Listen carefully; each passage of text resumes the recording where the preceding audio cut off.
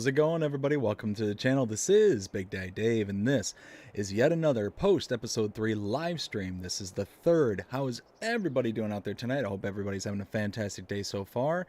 Oh, man, I already see we got a few people out in the chat today. Jody, how's it going, bud? Hope you're having a fantastic day so far. Well, continuing having a fantastic day. Same goes to you, Bobby. How you doing so far?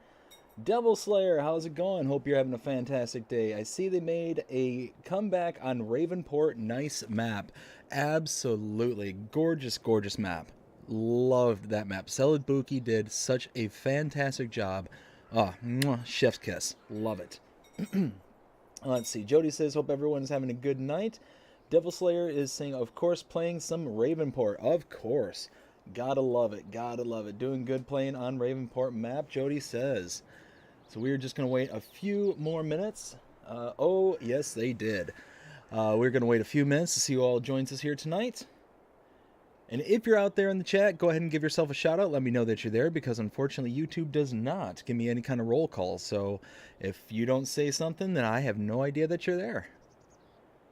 So like I said, we're going to wait 1 or 2 more minutes just to see who all can join us tonight. And then we're going to get rocking and rolling. We got 3 contracts here, as we can see. We got a soybean harvest, and it's actually a pretty decent sized one. It's over on field 18, as you can see there. The big one up in the northeast, well, big-ish one. But yeah, that's going to be a good payout. That's a $18,000 contract for harvesting, plus whatever is left over. And we've got a cultivating and a plowing contract. Cultivating is down in 7, plowing is at 11. So we got couple here that we can kind of just put on cruise control. That's what I plan on doing for the cultivating and plowing, but we're gonna actually have to babysit a little bit with the harvesting for field 18. So one of those, it is what it is, not the end of the world. Let's see. We've got Jody asking, how many contracts do you got to do tonight? So I got those 3 there, and I think that's really about it in the ways of contracts. We're in November right now, so there's not much left to be had. I am most likely, depending on how long these take, will likely be working on the tree harvesting after the contract. So money first, the homestead second, and then everything else third. So that's kind of the order in which we're going to be doing things tonight. Let's see. Bobby says, not bad. Harvesting cotton right now. Nice. Love it. Bright and beautiful map. Yes, it is. It's actually surprisingly bright, the Ravenport map. When I first got on it, I did my tours and everything. It was in August, so it's the brightest months and the longest amount of time for light.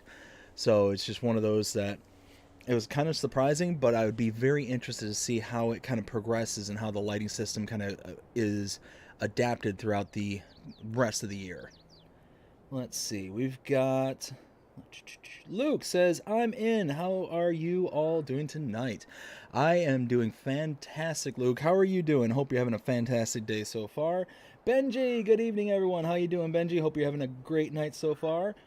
Devil Slayer also says, yes, Jody, just beautiful. And Zach the Potato with, I'm not quite sure what those are, but almost looks like the Lemming from, well, Lemmings from Lemming, the old PC game where they would just walk behind each other and then just, you know, fall to their doom. And then, I don't know, some kind of dinosaur. But all that being said, let's get to work. So we got this one here. We're going to start out with getting this one rocking and rolling. We're just going to send the worker to go and take the equipment over, because we have got to continue to stage the rest of this stuff. So let's go here. If I remember right, the plowing was 11 and the cultivating was 7.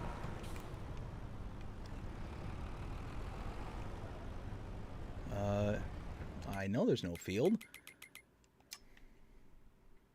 And okay. Okay, so we got to hook up. These are the trailers. I was right about that, wasn't I?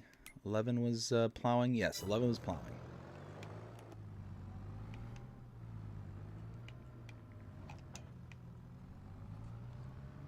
And then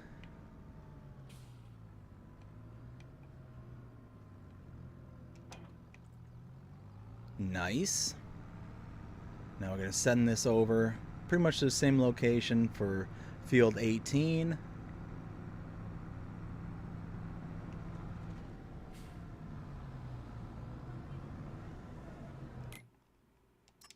And nope. Why is that unreachable?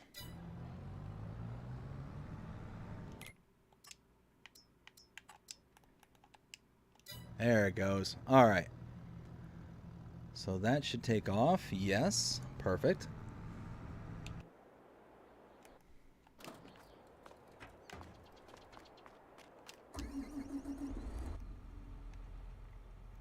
Got the big 8RX here. Let's actually get the cultivator on first.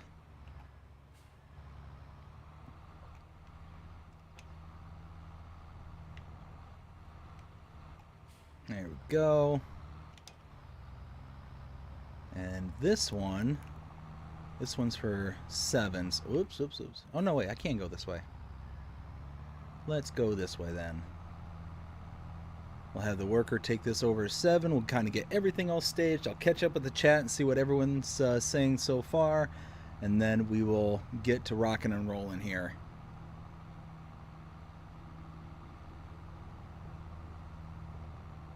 Okay, perfect. Whoops. Nope.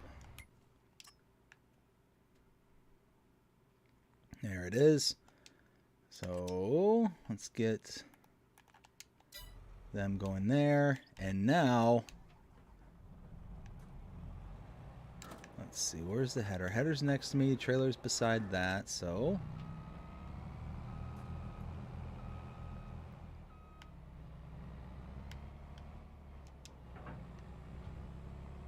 something like that.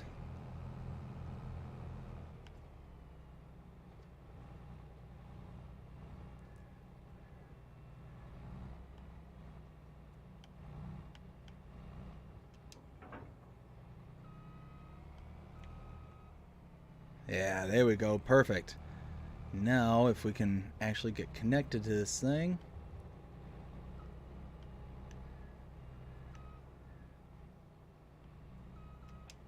Hey, look at that. All right, now let's take this out. We'll get this over to the field. We'll get to work.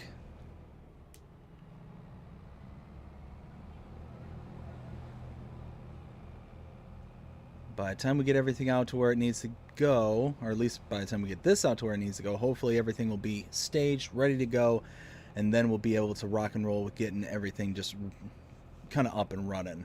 That's my hope. But the AI workers tend to have their own plans. They kind of go at their own pace. So, who knows? We'll see how things go. Keep our fingers crossed. Hopefully everything will be all right.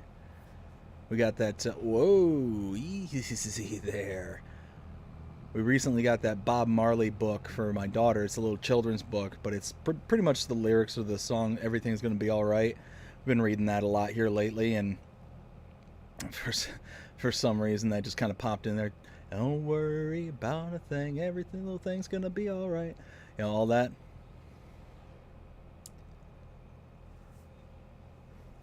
So let's trek across the map here. I tell you what, all the colors are just phenomenal. Ugh, I love this map. I absolutely adore it. I tell you what, if anybody has a means of getting a hold of Celobuki, let me know, because I would love to be able to just personally reach out and be able to tell them, hey, amazing job on this map, amazing job on Ravenport, and just amazing job in general. About the only thing I found that was kind of odd, referring to Celobuki and Ravenport, is, and maybe this is some kind of inside thing I'm just not aware of, but I was looking at all the mods specific to the map. And that's those items where if you're looking under the buy menu or under the build mode and the mod only exists on this map, it wouldn't exist somewhere else unless for some reason like they kind of made it for a separate map kind of thing, like it's the same modder, but it's just on their version of a different map.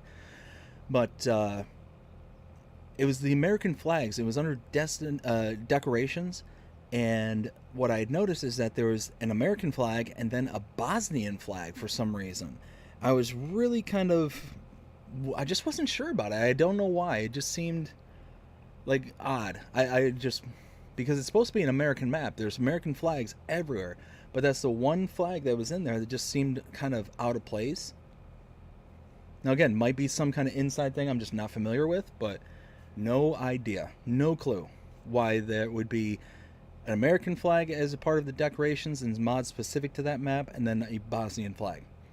Now, maybe, is it maybe celebuki's from Bosnia, maybe? I don't know. I have no idea. So let's go ahead. I can see the farm coming into view, which means a field. It should be. Oh, it's right on top of that little hill there. Ha ha ha. Alright, well, cool. Oh, I love it. Absolutely love it. That farm on the top of the hill there. You got the field off to the right. Oh, I guess I could have come in from this side, too. It looks like there's even an entrance there for it. Haha, let's use it.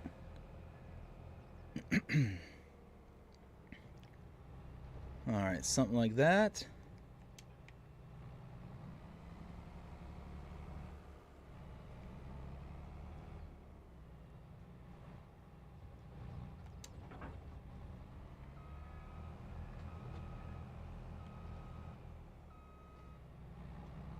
There we go.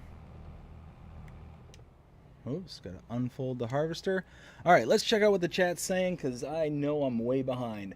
So, Jody says, harvesting carrots on Ravenport. Nice. Benji says, I'm doing absolutely great. Awesome to hear that.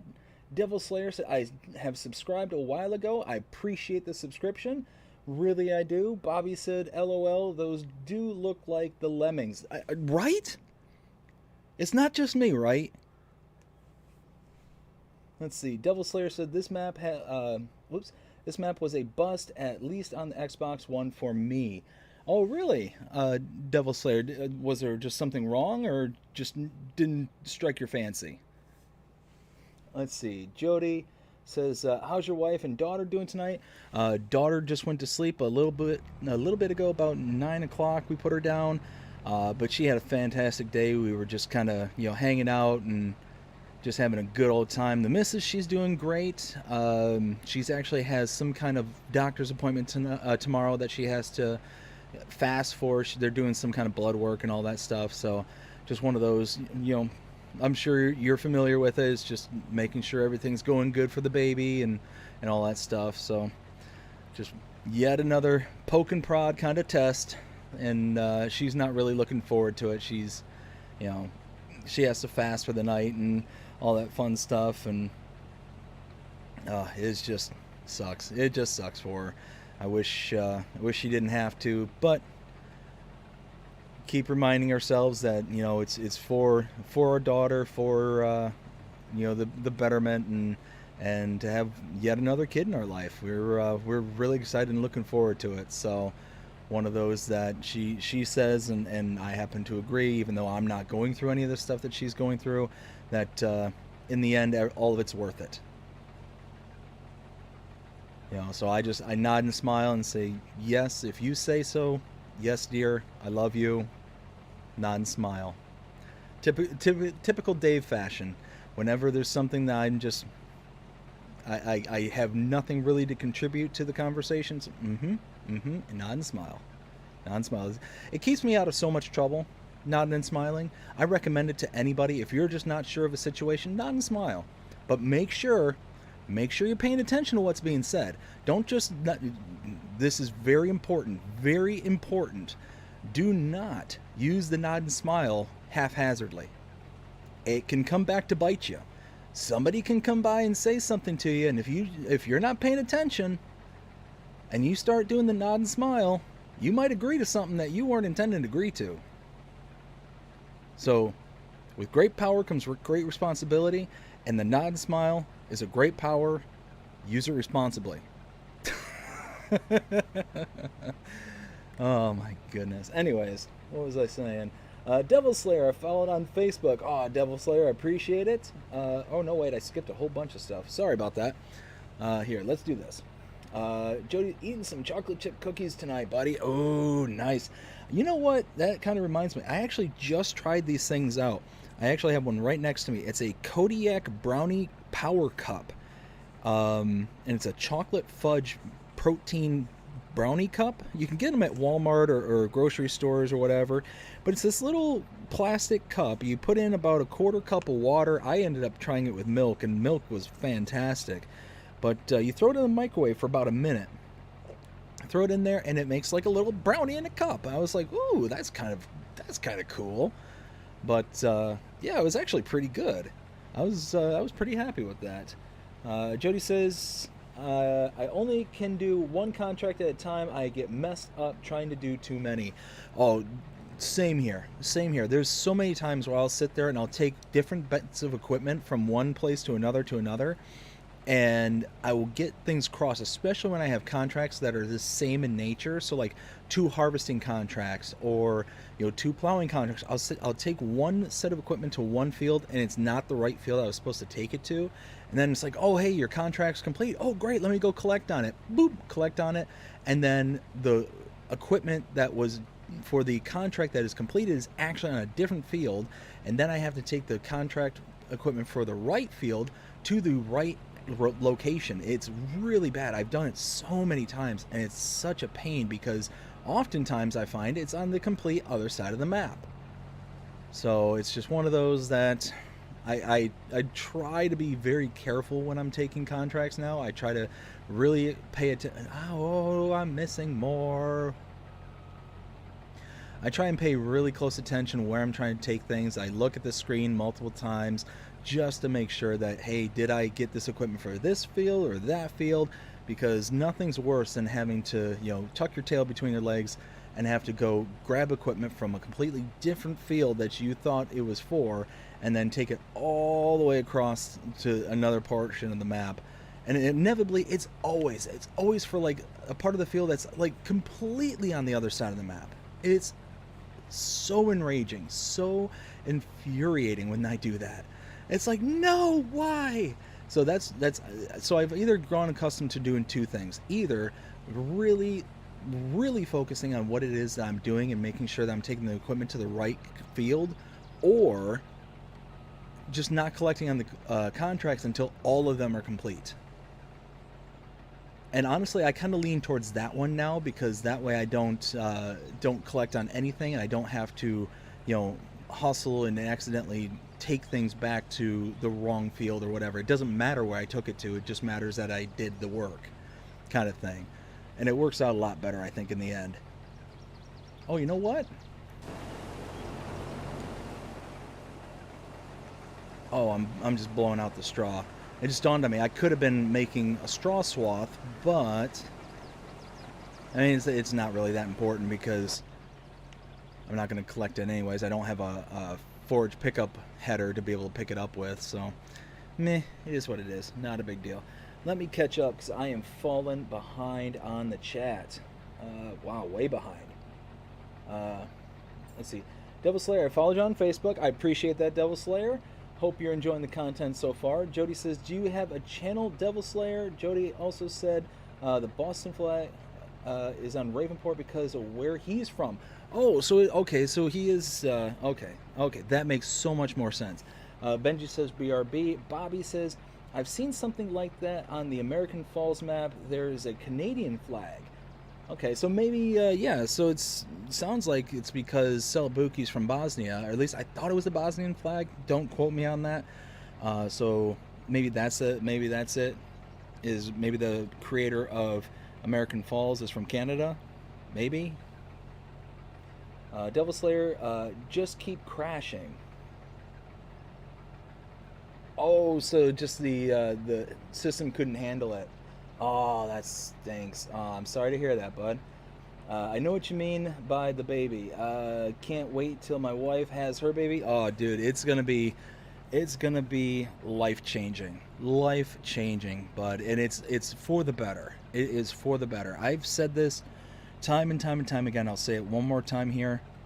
My daughter is the one thing in my life I never knew I needed until I got her. The very first time I picked her up after she was born, it was this instant just rush of emotions that is indescribable, and only a parent will understand what I'm talking about with that kind of instant connection, that instant bond that you have. It's unreal. It's unreal. I've heard people describe it before, but because I never experienced it, I was like, okay, I just kind of brushed it off kind of thing. But as soon as I saw her little face for the very first time, and she's looking up at me and I'm looking down at her, it just clicked. Just something in me just changed from that moment. And it was almost like a sense of purpose was just being installed into me. You know, a sense of drive and a sense of focus that I never had before she was born. Let's see. Where was I? I said yes, dear, and help her out. That's, you know what? That's it. That's it, man. Just nod and smile and say, what can I do to help you? What can I do? Saskatchewan, hey, how's it going? Dave, what's up? Going good here, bud. Hope you're having a fantastic night so far. Devil Slayer at Jody. I don't know how to set up on YouTube. Let's see. Saskatchewan says my Edmonton Oilers are winning right now. I won nothing against the Pittsburgh Penguins, but it's halftime right now in the first half. Oh, nice. Well, hopefully they keep going. I know they're doing pretty well with Ken Holland was the former GM of Detroit, and now he's GM there in Edmonton. So hopefully he's starting to right the ship over there. Let's see. They're winning right now. Oops. What just happened? There we go. Winning 1-0 end of the first, but it's okay. Nice. Devil Slayer. I have no sound on YouTube. No sound, huh? If for some reason you're not getting any sound or something, I can see that I'm putting out sound from my end. It doesn't seem like anybody's experiencing that, but go ahead and just back out of the channel and come back in. You should be able to pick it up from there. Joey says, okay. Devil Slayer, BRB. Okay, so he's caught up with that. Favorite hockey player by the Edmonton Oilers, Leon Draisaitl. Yeah, Draisaitl's a great player. And got an autographed picture of me and my room. Oh, that's KJ Wiggums. How's it going? What's going on, man? It's going fantastic, sir. How are you doing tonight? Hope you're having a fantastic night so far. Devil Slayer, never mind. It was paused. It was paused on the tab. Gotcha. Saskatchewan, KJ, how's your dad feeling? Hopefully he's feeling better. Thoughts and prayers to your dad. Devil Slayer says, me too. Jody says, yes, he's putting his country flag on Raven. Okay, so that makes total sense. It's a true blessing from, yes, it absolutely is. It's 100%. Like I said, it is just the kind of bolt that you get right in that moment is like something that I've never felt, I've never experienced before, and I'm not gonna sit here and say that every parent that feels it or every parent goes through that kind of thing. You know, everybody kind of goes through their own sense of emotions, their own kind of course in life. But it's one of those that, for me personally, it was just a moment of clarity I've never experienced before when my daughter was born, and just like I said, just a sense of drive and purpose that did not exist before. And I mean, one of those where I finally, got up the gumption to do what I'm doing now. Get onto YouTube, have fun, try to make a channel that's worth hanging out with, have loads of fun, but also try and make something out of it. Make a business and do something, productive.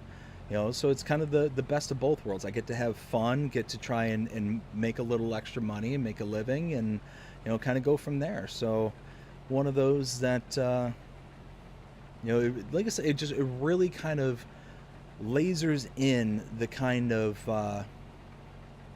course that you want to set your ship towards. And it really makes you into a completely different person. You become less selfish. You become more caring about the people around you, especially that little baby. You think of them before you ever think of yourself, and it's a really wild transition kind of thing. Before I don't consider myself a selfish person. Never really have been, at least as far as I'm aware. Nobody's ever told me otherwise. But it was one of those where I would sooner make sure that my daughter had everything she needs and the things that she wants before I ever considered trying to do anything that was for me, kind of thing. I would sooner sacrifice every want and desire that I have to just give her that one level of comfort that I could provide to her. And that's just kind of being a parent in a nutshell, in my opinion, is just making sure that you can, go above and beyond for the comfort and the health of your children. Let's see. Let's catch up because I'm still behind. Devil Slayer, nope. Let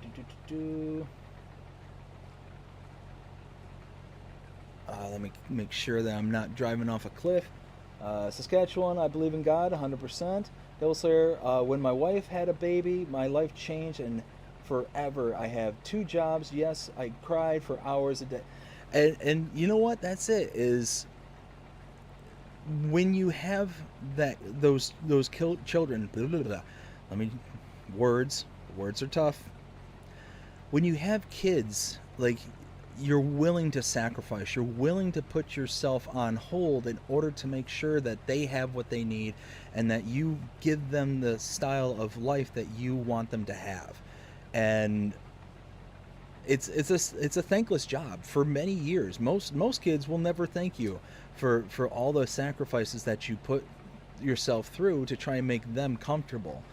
But you get to watch them grow up. You get to watch them become the person that they can be, and that is thanks enough, kind of thing. You get to guide them, you get to nurture them, you get to raise them, you get to do all these things, and at the end of the day, you get to have this little person who loves, respects, and you are their absolute world. That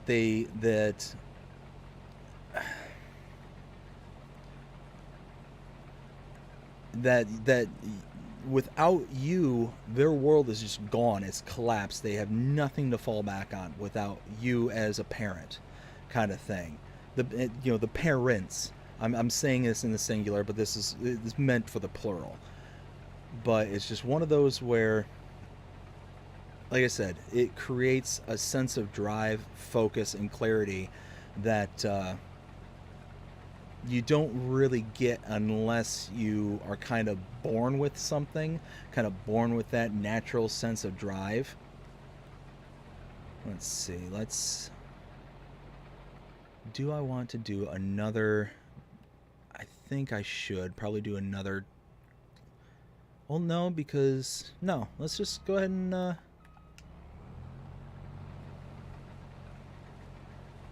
There we go. Let's do like this.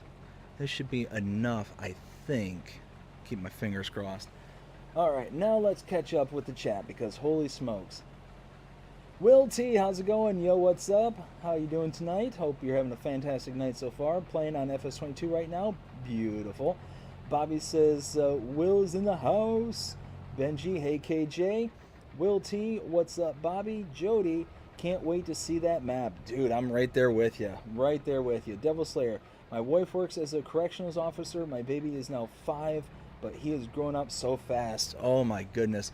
My daughter just turned 2 on February, and I look on her bedroom wall, and we have a little picture of her when we brought her home from the hospital, and I look at that picture every single night before I put her down to bed, and I'm holding her in my arms, getting ready to put her down to sleep, and it's one of those, like, where did that little girl go?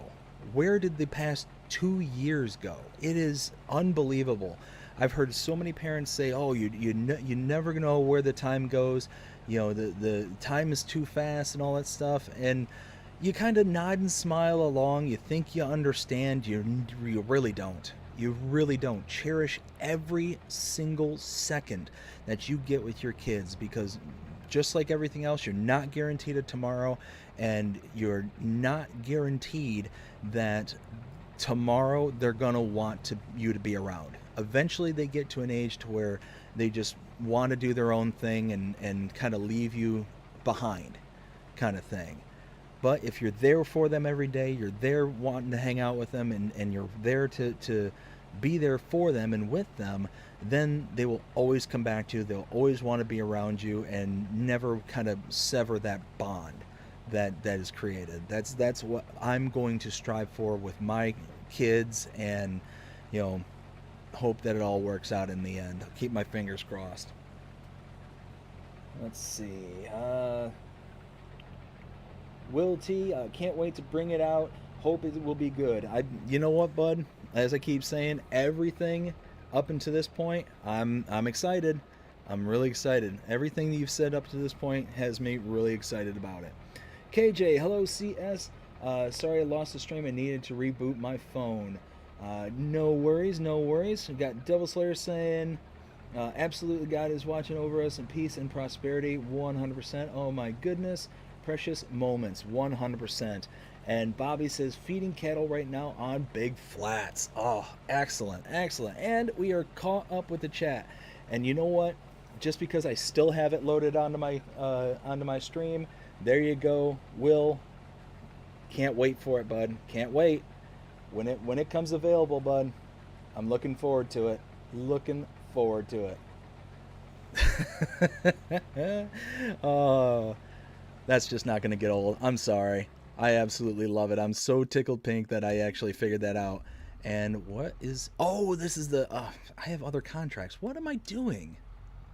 I'm sitting here flapping my lips and not really paying attention to all the other stuff that needs to be done. Let's see. Did it lower? It did lower. Okay. No, it didn't lower. Oh, I had it on the weight. That's why.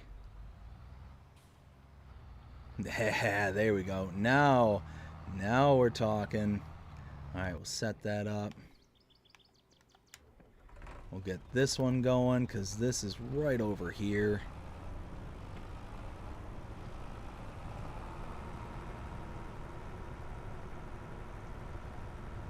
And I believe... Okay, yeah, so it's right here. So let's do this. We will...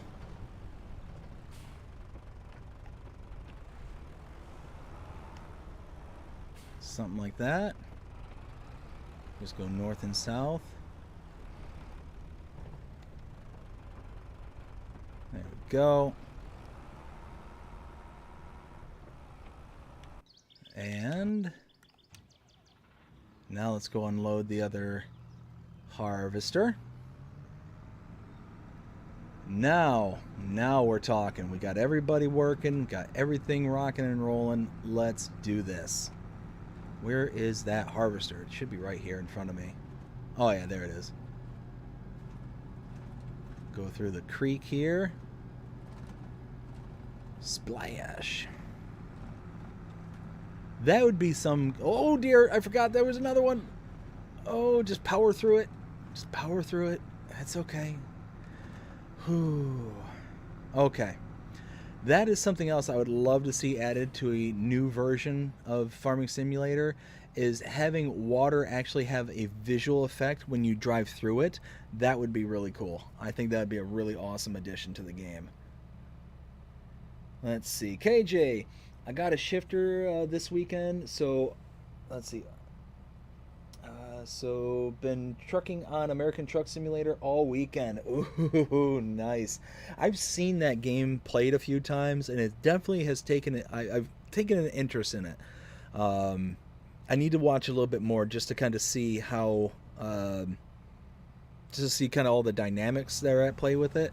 But it sounds like a really cool game. Really seems like it'd be a lot of fun. Let's pull this off to the side. There we go, something like this. Looks like we're going to be missing little chunks here and there. Oh well.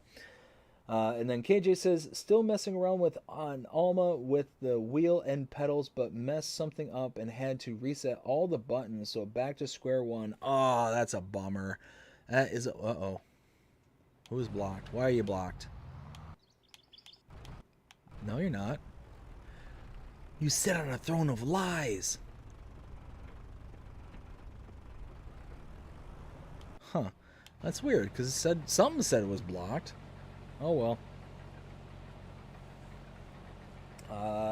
Bobby says, you just gave Will another idea.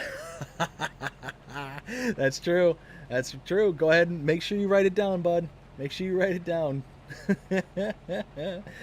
KJ says, I've got a video coming out Monday, LOL. I expect to see you there. 100%, bud. I will do my best to be on there. On American Truck Simulator. Awesome. Will T says, I'm on Alma, Missouri, spraying all my grass fields. I'm using the John Deere 4940 self-propelled sprayer. By custom modding, I sprayed 3 fields and have 5 more fields. Whew, we will see. Oh man. So yeah, I'll definitely do what I can to come out there and check out what you got going there for American Truck, because that, like I said, it's one of those that I've seen the game kind of float around here and there, and definitely has my interest. All right, so we are rocking and rolling. Looks like, oh, missed a little chunk right there, but I kind of expected that. As long as they kind of do the back and forth and are able to get most of this done, then we should be able to just kind of clean up the periphery and complete the contracts. That shouldn't be an issue. Let's see, whoops. And then this here, oh yeah, they're doing all right. Missed a little smidge right there. That little bitty, just a little tiny thing that they missed, but again, could be worse. Alright, well. Oh, man, we are just rocking and rolling. I am so happy right now. If we're able to get to a point where all the contracts are complete, like I said, and we have, time permitting, because this is a big field, so it might take us a little while to finish this one. I might work on the trees in the background, because it also takes a while to harvest soybeans. You don't get a lot of yield from them, so might be something where we're kind of bouncing back and forth. But I kind of want to babysit this for just a little bit, just to kind of see how things go. But it looks like it's doing all right, so I'm not too worried about it. Let's see. KJ says, I'm doing a beta realistic economy on there. It's going to be a long grind. Oh yeah, that's essentially what we got going on here too, where we're doing a semi-realistic start from scratch, very little money on Alma, Missouri, where all we own at the moment is a truck, a telehandler, and a saw. That's really about it. We own only this area right here. We sold off and we destroyed all the starting farm. What we're building towards is eventually purchasing the starting farm back. $620,000. We're already $436,000 there. Thankfully the contracts on here are just absolute lifesavers. They pay out very, very well. And I'm trying not to purchase, or I'm trying not to get leases or anything like that. So I don't want to kind of dump a whole bunch of money into leasing or not leasing, into loans and stuff like that. I just want to be able to kind of work it out on my own. But I'm shocked in just how many trees are actually in this little forestry area here. It's really wild. Like you see just how much is here, but you don't get an appreciation until you actually get in here and you actually get and see this. Like, whoa, that's a lot of trees. That's a lot of trees. So I'm just going through and doing my best to get everything kind of situated there. Let's see. Yeah, that's still looking good. Yeah, still good there. And this is rocking and rolling too. So, yeah, we're doing all right. Love start from scratch gameplay. Yep, that's pretty much where we are. We're on episode 3. This is the post episode 3 live stream. This is the third live stream that we've done post episode 3, because we had one yesterday and 2 today, where we're just trying to get as much money as we possibly can before the winter time rolls in, and we have to kind of, shut everything down and only work on logging, only have that as a source of revenue. And it's going to be tough. It's going to be tough, that being our only sense of bringing in income. But I'm also kicking around ideas of potentially leasing some equipment to be able to make the harvesting just a little bit easier. Maybe even do something along the lines of leasing a truck and trailer. I'm not 100% certain about that one, though. I mean, I could get something like this where it's $24,000 for one of these trucks here. Let's see. So it's 40 grand. Just something cheap and easy, really. Don't have to do anything fancy. Yeah, $2,000. We can lease a truck with 700 horsepower. Really, even if we did without the additional horsepower, that's still 650 horse. Or no, 340 horse. That's a little underpowered. That'd be a little struggle. But one of those where even if we got it up to 570, that's 29 grand and 1,500 ish, and get a logging trailer as well. We could get something like, I don't know, maybe the Flegel here for 2,000. For $4,000 we could lease the equipment that we need and be able to really kind of do something good from there. We even got access to this one here, $2,200. Do something like that. We could do even, no, we really don't need anything with a crane. Logger, maybe something like that for 1,500. Yeah, I could do something like that.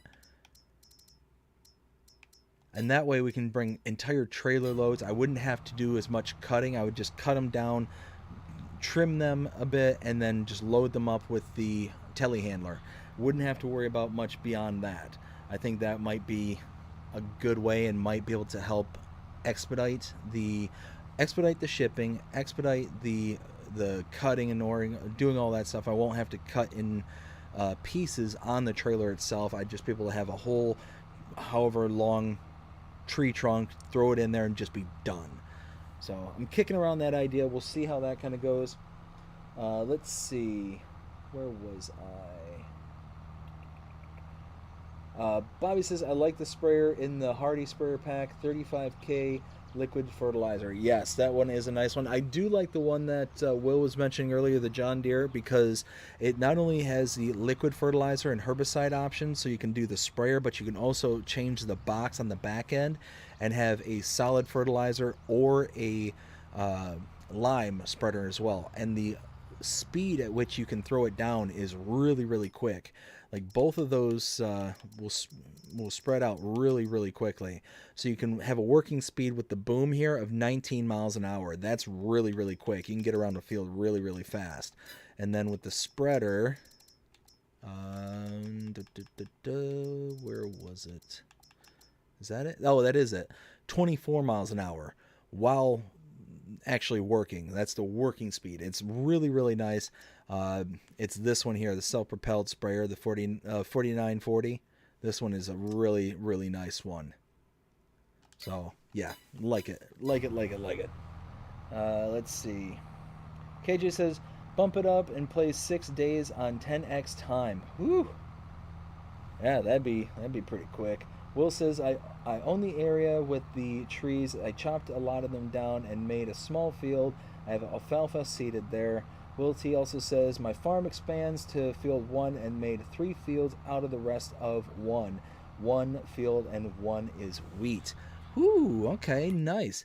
Yeah, so my future plans, like I said, I want to purchase this. This is going to be the start. But what I would love to be able to do is to have ownership of all of these fields east of this kind of tree line right here, so east of 28, and be able to have everything kind of be mine. All this stuff here would be awesome.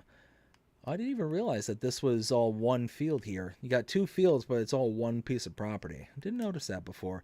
But it's going to be expensive. It's going to be a lot of money. I mean, you figure 620,000 for that lot, 554,000, 44,000. This one's cheap. That's not going to be a big deal. 141,000, 209,000, and 633,000. So all of this is going to be millions upon millions of dollars worth of land to purchase. But I think having all of these would be a really cool kind of project to do. I could even consider merging like all of these fields into one. Like, I think that would be pretty cool, but I don't know if I really necessarily want to do that. I don't know if I want to merge them or if I want to have separate fields and just have really big harvests with them. Because you figure this is what, 1, 2, 3, 4, 4, 5, 6 fields, so you could have 6 different products going all at once. I think that'd be kind of cool too. So we'll see how it goes. Will says the rest of my wheat fields are 36, 23, 11, 10, 8, 32, and 30, all going to be baled up for straw bales. Ooh, that's going to be a lot of bales. You're going to have one of those storage units put in place so you don't run out of space. Devil Slayer, I have to go. I'm sorry, I couldn't be on. My wife needs the PC to do some of her work. Have a great night, everybody. God bless. Devil Slayer, I hope you have an absolutely fantastic night. Sorry you couldn't stick around, but hopefully we get to see you again sometime soon. Bobby says, I wrote down that mod's name, the JD Sprayer. Wow, I am just tongue-tied tonight. The JD Sprayer. I will give it a try. Oh, it's a fantastic mod. Like I said, it is one of those where it's a self-propelled sprayer and it has the two backs on it, the two interchangeable backs. Where is it under? I think it's under crop protection. Yep, there it is. So the John Deere 4940 self-propelled sprayer, it's $200,000 for the base unit. And like I said, it goes pretty quick. I mean, it goes 31 miles an hour. I think it actually goes 32 miles an hour, but it says 31 for some reason. And you got all the typical options, nothing too out of the ordinary kind of thing. It's a nice, sharp little machine. But what's cool about it is it gives you both of these setups here. You got the 120-foot boom, and you can have the additional 170 gallons worth of storage here. Okay, that's fine. I don't know if this has anything like in particular, at least for console players. I don't think it does anything.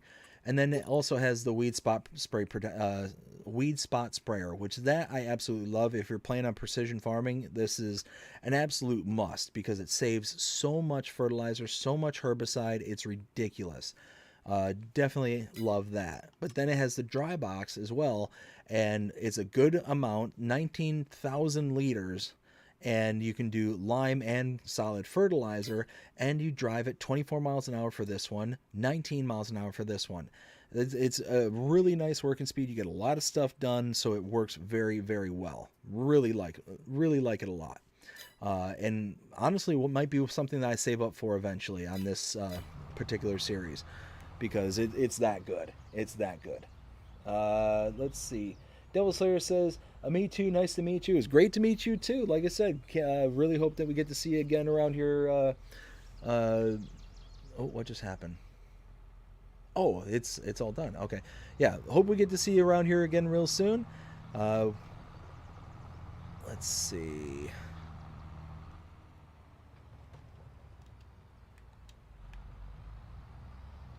Let's go ahead and just do this a little bit manually for right this second.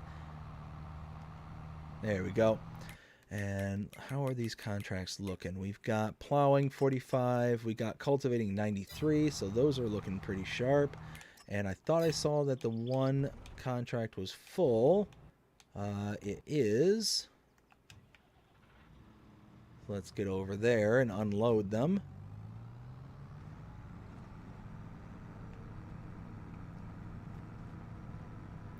Let's see.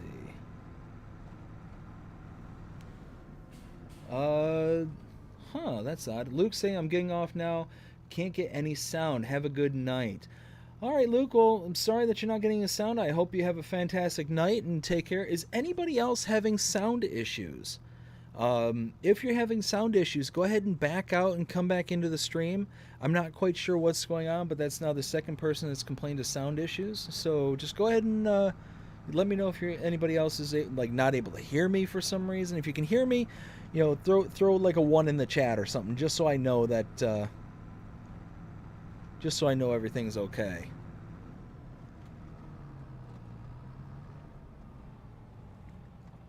Let's see. Pull up. There we go. Because I can see my audio is bouncing, so it's picking up audio. So I'm not 100% sure if something's going wrong or.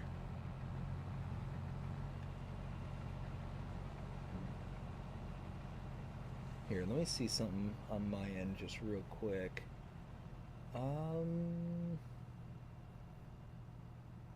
No sound issues on my end. All right, cool. So yeah, like I said, if you're having any sound issues or anything like that, go ahead and bounce out of the stream, come back in, and it will hopefully fix it. Might just be something going on with YouTube right now. I'm not 100% certain as to why that would happen. Crystal clear, no interruptions. Will T says, all my alfalfa fields are 29, 37, 17, 14, and 2. Small areas next to the field 10, and biogas plant 7. The small field on the wooded area, and 34. I have sound. Yeah, so, okay. Well, then I will continue to do my Dave nod and smile. Mm-hmm. Okay. Yeah, I don't know. That's weird. That's weird. I don't know why, because now this is the second person's complained about sound, so, ooh, cool. Boom. That's done. Now we got plowing. Let's go ahead and check out how that's going. All right, about halfway through. Yeah, it's about halfway through. That's going all right. Nice. What was here? Was this corn? Oh, it was corn. Oh, that's cool little corn stalk animation right there. Well, not animation. You know what? That's something I noticed here recently. Has anybody else noticed this? Why is there grass growing in the middle of cornfields now? Has that always been a thing? I noticed this when I was playing on Maypole Farms, and I do not remember seeing this ever before here recently. But I just noticed that there's just grass just kind of growing in the middle of the corn stalks. And it's not weeds. I mean, I don't see needs weeding. It says needs plowing. I mean, let me confirm that, because let's see, where am I? I'm up here. Okay, yeah, no, it's not a weeding issue. It's not weeds. Just a triple check. No, definitely not weeds. I don't remember seeing all this grass or all this, whatever this is, the green little plants here, until Maypole Farm. It just seems recent, maybe.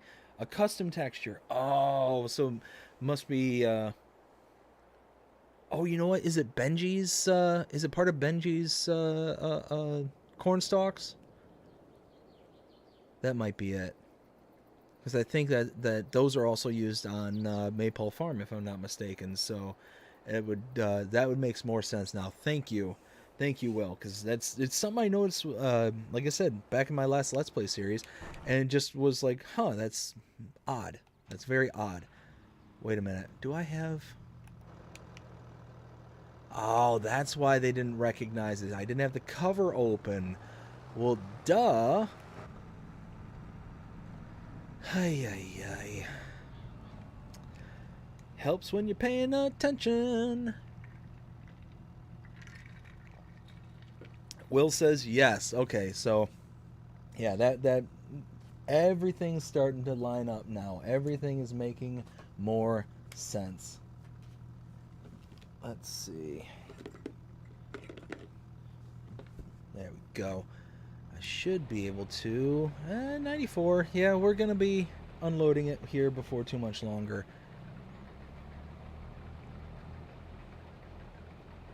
And then I think once we unload this next kind of go through here, we're going to go ahead and run over to the homestead there. We're going to cut down a few more trees.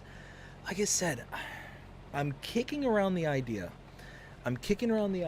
of going ahead and leasing out some equipment to make it a little bit easier.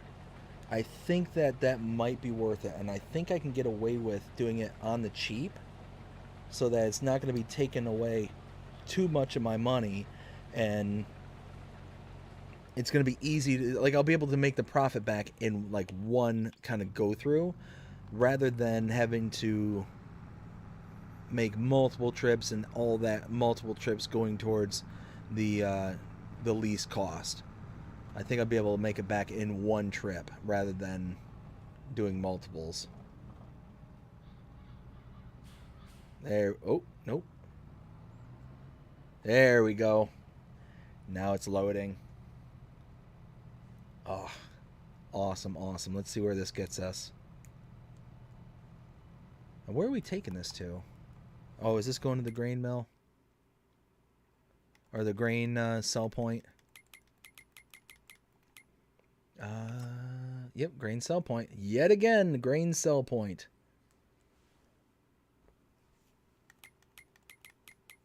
Let's see. Well, at 96, 7, 8. Yeah, we're just going to go ahead and go. And there we go. We're going to chug a lug back over to the sell point.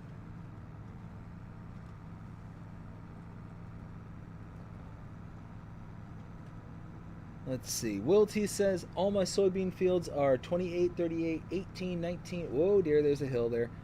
19, 15, 5, 41, and a small area across from field 11 and 12. Nice. So it really sounds like you've got a lot of hustle and bustle going on Alma right now. Let's see. So I'm going to set up a worker to take me back to... take me back here.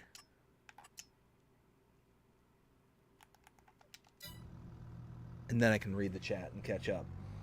Crazy Chris, hey, how's it going? Hope you're having a fantastic night so far. Okay, Alma may not be my cup of tea, but I am now regretting the fact that of not continuing on the map and doing a start from scratch on the map that has recently caused me to want to rip my hair out.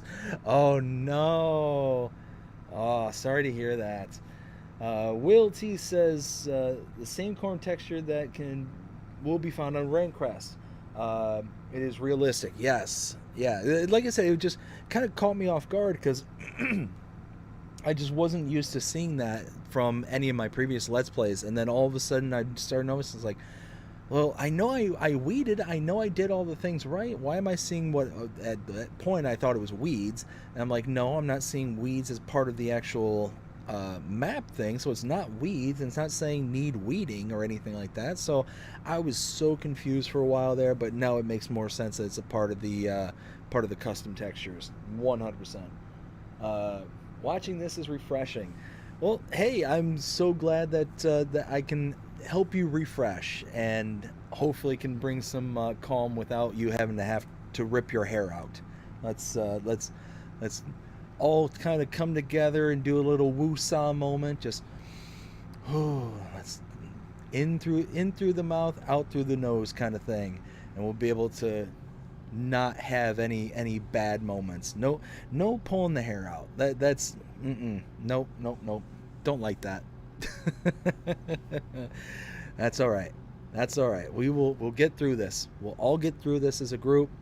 We'll figure this out. And worst case scenario, I'll bust out Fry again. I can bust out Fry. We'll have a good laugh and we'll go from there. Like I said, I'm kicking around the idea of finding more GIFs and being able to project them onto the screen and be able to kind of have different scenarios for different things. I am so proud that I was able to figure that out and was able to kind of get that for comedic effect, because now the next thing I'm going to do is try and figure out if I'm able to not only be able to figure out how to have the GIF, but be able to have some kind of audio with it as well. Now that would be cool. I'm not sure if that's a thing, but would be funny. Let's see. Will T says, Crazy Chris says LOL. Will says my corn header for chaffing is for the fields on 1, 40, 26, 16, 20, 9, and 6. and in the first fenced area at the farm where the cows when you get in. Whew. So, Chris, it sounds like you either own a good chunk of the map or you just have such a good way of going about it that you just are working it really good. Fury Machines, how's it going? Hope you're having a fantastic night so far. Stopped in to show some love and to throw a like. Great map for real. 100%. This is an amazing map. I absolutely adore it. Like I said, this street, this town that you get to come through right here, this is what drew me to this map. Being able to come through, it just reminded me so much of the town that I grew up in that I had to do it. I had to come here. And it was one of those things where I was kind of contemplating not. I know there was a lot of other other YouTubers and whatnot that were doing a series on it, and it's one of those where, how do I describe it? It's almost a feeling of guilt coming onto a map where I've seen other big YouTubers coming on and doing their Let's Play series. It's almost like I'm stepping on their toes kind of thing. But it's one of those where I really wanted to play it. I really wanted to play it and just have my own fun with it. So I didn't see a lot of other YouTubers, or at least the bigger ones, coming on here and doing the kind of parameters that I had put in place and whatnot. So I'm hoping that the kind of gameplay is different enough to where it's going to be entertaining and is going to be its own unique thing. So keep our fingers crossed, and we'll get that we'll be able to put something together that's going to be entertaining for everyone. Let's see. Benji says hello to Fury Machines. Crazy Chris says the town is IMO, but it's just picky AF, LOL, so don't mind me. Celebuki did a great job, though. Yes, 100%. Like I said, the reason that I'm so infatuated with the town is it just reminds me so much of the town that I grew up in. So it's just one of those that it's just a lot of remembrances. A lot of things that it's like, oh man, that just reminds me so much of this and so much of that where I grew up, kind of thing. Ooh, hello, train. That train has it out for me. For anybody who was at my live stream earlier today, that train tried to get me about 3 or 4 times. It has it out for me. So I'm gonna keep an eye. I'm watching you. I'm watching you, train. Don't you test me. Don't sass me. I don't appreciate it. Yeah, you better run. Oh my goodness. Anyways, let's go ahead and get back and thinking that we're going to be very close to unloading for the next go through. I tell you what, can I tell you just how excited I am of the most recent Streamlabs update? This is more of a behind the scenes kind of discussion here, but Streamlabs, like, I recently found out that they integrated the chats for live streams into Streamlabs itself. At least it's recent for me. I only just noticed this since yesterday. And it makes it so much more convenient to do the stream, and being able to see the chat window in the same window that I'm streaming from is so nice. Because before I would have to pop out the chat from my browser and then have that on top of the actual stream itself. It was really kind of not the most optimal situation, but now being able to see what everyone's saying all in the same window as I'm actually playing in is really, really nice. Really like that a lot. Where was I? I better pay attention to the road, or else I'm going to drive into some kind of bridge embankment. I don't even think there's a bridge embankment on this map, but I'll find it somehow. I'll drive into it. I know we joke about Driver 53 and them crashing into things. I know Farmer Cop is notorious. He's got the crash counter and all that stuff. But it's one of those, my driving can get so bad because I'm sitting there trying to multitask at the same time that somehow something will manifest in front of me that doesn't even belong on that map. And it'll just be there. All of a sudden, just a giant troll will just pop out in the middle of the screen, just stick its foot out, it'll flip me head over tea kettle, and then I'll be able to just be like, okay, that shouldn't have existed, that shouldn't have happened. And a perfect example, again, for anybody who's followed my channel for a decent amount of time, would be back on not my last Let's Play series, but the Let's Play series before that on Hills of Tuscany. I put out a short, and you will see where I had set a worker off to take me from one part of the map to the other, and the worker had gotten about 20 feet down the road, and then all of a sudden goes flying across the map to basically right where the starting farm was, just around the corner from it. It was the wildest thing I've ever seen in my entire time playing on Farming Simulator. I have no idea what happened. I don't know why it happened like that, but it happened. Basically just rocketed myself across the map, and I sat there for a good long while afterwards because I'd actually walked away from the game. I had basically was sending the worker out to do something for me so I think it was either to use the restroom or something like that, and I was going to come back, and yeah, I found myself flipped upside down and right next to my starting farm on the other side of the starting farm where I had thought I had not left. So yeah, it was one of those kind of a weird scenario that kind of happened there. All right, let me catch up to the chat here. So Will T says, I'm running a huge dairy farm, 5,400 head of cattle. Whoo! Yeah, so you're going to need a lot of acreage for that to be up and running. Crazy Chris says, I'm in a big city in Ontario, Canada, but there's a lot of farmland areas all around and outside the city with a lot. So I used to go to Ontario all the time there, Chris. So I grew up in Michigan, and I used to bob across the border all the time, just to come in and hang out there in Ontario and then come back across the bridge. This is back before they had to set up all the kind of roadblocks to be able to get in and out of the country there. But yeah, lots of fun there in Ontario. Let's see. Crazy Chris says, with a lot of small towns. Yep, absolutely. Will T then says, I ran 28-day seasons at real time. Holy smokes. So you're able to get a lot of stuff done and had a lot of time to do it with. Holy smokes. Crazy Chris says, most of my family are from the country up north. My grandparents own a farm, and my mother and her 5 siblings all helped out on it. You know what? Same here. My grandparents had a farm when I was growing up. We used to go to the farm all the time, have to help bale, and well, I vividly remember, and I still have a scar from this day, to this day. So every single summer, we'd have to go up there, and they would do the hay bales. And what we'd have to do is we'd have to take all the hay bales off the field. They would drive them from the field to the farm, and we have to load all the bales up this bale elevator into the top loft of the barn. And what would happen is, because I was too small at the time, I was just a little kid, you know, my dad, my uncle, pretty much all the husbands, because my grandmother and grandfather had all daughters, 4 kids total, and only one of them was a boy.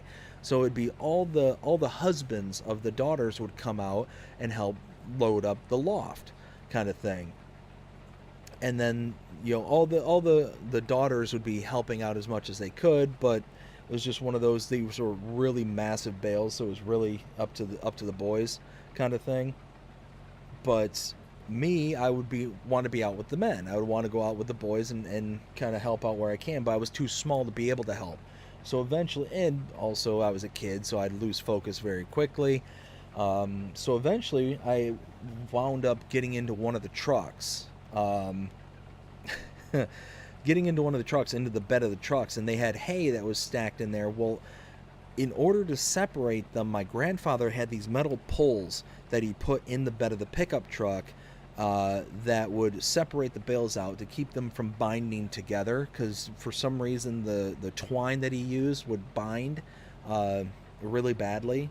So he would use these metal poles, and I didn't know they were there. So I was just kind of jumping around in the back of the pickup truck, and I slipped. My foot got caught in between the gap kind of thing, and I fell over and I smacked my head right on one of those metal poles, and I busted my head wide open. Had to go to the hospital, get stitches, and it wasn't a pretty sight. But yeah, needless to say, we kind of called it early that day. Wasn't a good one on that day. Let's see. Crazy Chris says all AI workers are complete on console. I think they're complete on all platforms. Only helps with the script mods. Yes, no, I will agree with that. The scripting mods does help out a lot. Here we go, because this is about ready to unload. Where was I on that? With the script mods for PC, players cause, well, Giants. Yes. that is something I would love to see Giants really try and tackle in whatever the next rendition is called, 25 or whatever. I keep calling it 25, but we'll see what it's actually called. I would love for them to be able to really tackle the AI workers and really get a hand on them. Now, don't get me wrong, I really appreciate all the stride and all the efforts that they put into the AI for this year as compared to last year. You know, and they make good progress year over year over year, kind of thing. Having the traffic splines and the ability for us to send workers from one location of the map to the other is awesome. It's awesome. And when it works spectacularly. When it doesn't, it doesn't. And unfortunately, that's most of the time. But I appreciate them at least trying and getting, one step in the right direction, kind of thing. Now, hopefully they can really kind of ratchet that down and really make it something that's more reliable all the time. We'll see how it goes. Crazy Chris says, oh, okay, cool. A380FO. As a former crop duster turned airline pilot, it would be nice to have crop dusting in Farm Sim. Now that would be pretty slick. That would be cool. I will give that to you. And how are you doing, A380? Hope you're having a fantastic day so far. Crazy Chris says LMAO-BDD. RL farming is no joke. It's so much work. I don't think I could ever do it. Yeah, no. It's one of those, I wouldn't want to have to do it as like my full-time gig. Yeah, it definitely takes a very specific type of person to be able to do it and to do it for a living every day. I give mad respect to every single farmer out there because it is backbreaking. You are sitting there. It is one of the most thankless jobs out there, and one of those where so many people just take it for granted. They don't realize just the amount of work, the pressures that people are put under. You have one bad season, that can be the complete detriment of your entire life's work, kind of thing. So it's one of those that I pay mad respect to every farmer that I come across because, they are the lifeblood of civilization. Without farmers, without them putting in the backbreaking labor that they do, we would have nothing. We wouldn't have any of the modern conveniences that we have right now. We wouldn't have grocery stores. We wouldn't be able to sit on our butts and put in an order to Walmart and be able to have it delivered to us in the matter of 5 minutes or however long it takes. No, without them, none of that stuff happens. So if you have a local farmer, if you got a farmer in your family, give them a big old hug. You see a farmer on the side of the road, hey, give them a tip of your cap because, hey, without them, we wouldn't have the things that we have nowadays. Let's see. Crazy Chris says, oh crap, you're lucky. It could have been a lot worse. 100%. And I tell you what, that's the other thing about farms is that they're insanely dangerous. They are incredibly dangerous. You have machines that are going, all the time. And I didn't realize it, just how dangerous it was. But now that I'm adult, I realize it now. But back on my grandfather's farm, he used this specific elevator, and this elevator was driven by his tractor. So he would actually hook up the direct drive to this bale elevator, and that it would just sit there and just churn away the whole time. And us kids, we're sitting there running around like crazy kids, just running around all this machinery, not paying any attention, not realizing that, it's dangerous or anything like that. No, the direct drive, it's covered with the plastic sheathing and all that stuff. So, I mean, it's unlikely something could happen, but it could happen. We could have gotten caught up in the elevator or something like that. You never know, and there's nothing that's going to stop it. I mean, it's machinery. It's going to take you and whatever gets in its way kind of thing. So, yeah, it's one of those, yeah, I have mad respect for farmers and what they have to go through. Let's see. Will T says, I have 2 bale storages. Oh, yeah. Yeah, I could only imagine. I know there's some of those bale storages that get really large. I think there's one that has like 1,000 storage capacity or something like that. Yeah, I could only imagine just how much storage you have to have on your farm there. Crazy Chris says, yep, rain last summer flooded so many fields that it was heartbreaking to see. Yeah, and that's the crazy thing too is, you could have just one bad event. You could have it rain too much, you could have it rain too little, you could have it snow, you could have it sleet. All these different things could happen, and any one of those things could just be an absolute devastation to the farms and the fields and all that stuff. And then that's not even to mention all the geopolitical stuff that's happening right now that can really throw a monkey wrench into things too. I mean, it's an absolute nightmare of all the things that can go wrong in the day in life of a farmer that, I mean, I couldn't handle it. Just the stress of it, by itself is just beyond, devastating. I know, so being from Michigan, one of the biggest things that Michigan does in the ways of farming is cherries. Cherries are a big thing, and cherries are a very, very fickle crop. They are very easy to lose. So you have to have a very early thaw and a very slow warm up. So it's one of those, it's got to be like a very decent winter and then just very slow. If it warms up too quick, then you lose your cherries. If it stays cold for too long, you lose your cherries. It's a very, very fickle thing. And that's one of the biggest crops that Michigan's known for is its cherries. Well, I mean, you get so many. Sorry, I keep getting I have a watch and it keeps buzzing, letting me know that somebody's messaging me. It's my cousin. He keeps sending me all these messages. He's going to be coming into town. He's really excited, so he's just sitting there, just blowing me up, even though he knows I'm streaming right now.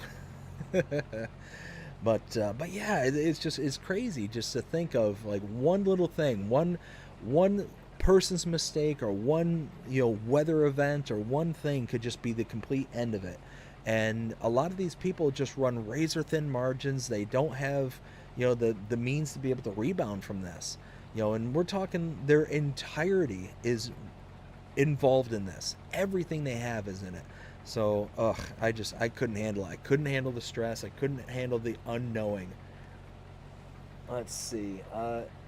A380 says, farming is a thankless job, and it baffles me that companies like John Deere take advantage of the farmers with their limitations on equipment. 100%. This is what I've said from the very beginning. John Deere, like I said, I used to love John Deere's growing up. Now, Case has always been my brand. But John Deere's, I mean, they're iconic, especially here in North America. They're absolutely iconic. The green and yellow is just, everybody knows it. Everybody here in the States, in the North America, they know John Deere. And it's one of those where it really devastated me when they started going after the whole right to repair and all the stuff that they were doing to the farmers. It was really sad. Now, I have seen them kind of reel that back and reel it in a bit, but there's still a lot of things that they're doing that's really kind of bad that I don't want to get behind kind of thing. So, he is just blowing me up.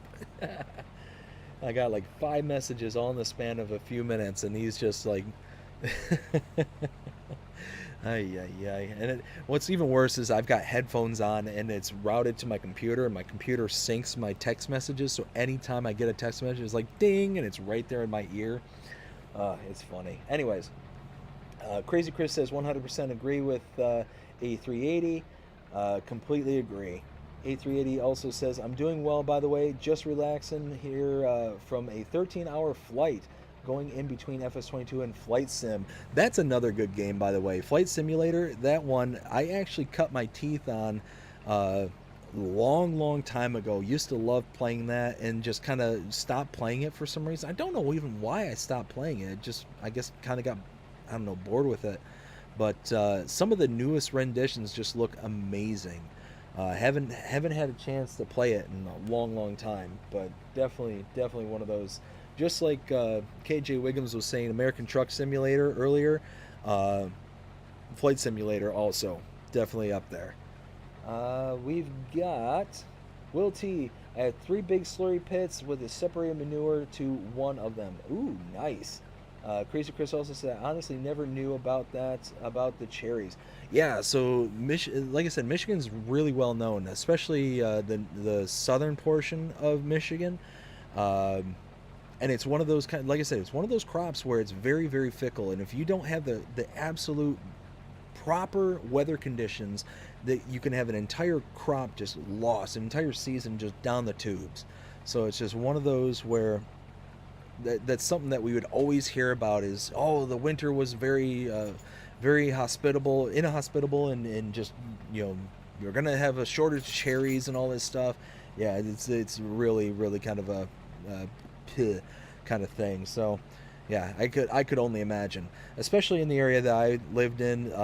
We were just outside of the Ann Arbor area there. Would always visit up there towards Frankenmuth, and Frankenmuth, that area there was well known for its cherry farms and whatnot. So it was just, yeah, that was a really big thing.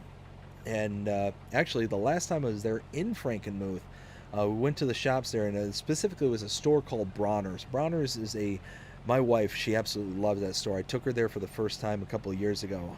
And if anybody's in Michigan has a chance to go to Frankenmuth and go to Bronner's, give it a look, because it is an awesome store, and it's all about Christmas. It is a massive Christmas store. So if Christmas is your bag, this is the store to be at, because it is just absolutely massive. And they've got all sorts of different stuff to be able to decorate your home with, and it is just an awesome store. My wife, like I said, she absolutely loves it. But last time we were up there, we ended up going down the road from Bronner's, and they have this little old Germantown village, and it's full of shops and all this stuff, and it's all local shops. It's not like any big chains or anything like that. But I ended up picking up this cherry rub that was locally made, and it's like for meats and stuff, for barbecues. And wow, was that one of the best rubs I've ever used on smoked meat I've ever had ever. It had that nice little savory mixed in with that little sweetness to it from the cherries. Ooh, it was so good. I still got a bit in my pantry over there. It was chef's kiss, and I keep knocking into the microphone. Come on, I'm supposed to be a professional here. I'm not a professional. I'm just some guy. There we go. Let's finish unloading this and probably turn this just a bit. Oof. Let's finish loading that up. Hey. Aw, that's gonna take off on me. Oh well. Oh, we're almost done with this field. How's the other contract looking, by the way? 89%? Hey. Why? Why is that? You went out for a break. Get to work, you. What am I paying you for? You better. There we go. Let's turn that off. 71%. All right, let's catch up with the chat. So we've got Will T. Are you on Xbox or PlayStation? So I'm on an Xbox. I have an Xbox Series X that I play on. So it's one of those where, definitely a console player. Now, people like KJ and there's other YouTubers out there who have sat there and have desperately, you know what? That's not a fair categorization. Have tried to convince me to go to not console, to PC or Mac, and it's very tempting. It is incredibly tempting, but it's one of those where I spent the money on the console. I want to use it until it's broken, kind of thing. I don't know. It's just one of those I can't justify in my head to have the console and uh, go ahead and buy it for another platform, kind of thing, and just let the one platform go to waste, because I'm pretty much exclusively playing Farming Simulator. It's one of those where I used to play a lot of other games. Specifically, I used to play NHL and all their various versions from EA Sports. I fell out of love very hard with it this past year. A lot of stuff kind of happened in the background that I just wasn't happy with, wasn't caring for, and then it just turned into the same game over and over and over. Specifically, the modes that I played. So I was done with it. I was absolutely done with it. I threw my hands up and it's like, you know what? I'm not spending 60, 70, 80 bucks, however much I'm spending every year, year in, year out. And I would religiously buy that game. Every single year I'd get it. And I'd even take a week off of work to be able to be like, okay, I want to be able to take time off, be able to get my fill, and be able to just kind of, you know, binge as much as I possibly could, kind of thing. And it finally got to the point where it was like, you know what? It's not worth it anymore. It's not worth my time. It's not worth my money. And I went in hard and heavy onto Farming Simulator, and I haven't looked back. Let's see. So we have got Crazy Chris saying you're doing pretty good there, Will T. Sounds like a good setup so far. Yeah, 100%. That sounds like a really good setup, and it sounds like it took a lot of time to get it. Bobby says, Will T, just a thought of something for the map. I think it's supposed to be for the map. Have the TMR bales the ability to auto load. Just an idea. Now that would be cool. Crazy Chris says, now you're making me hungry. Oh, yes.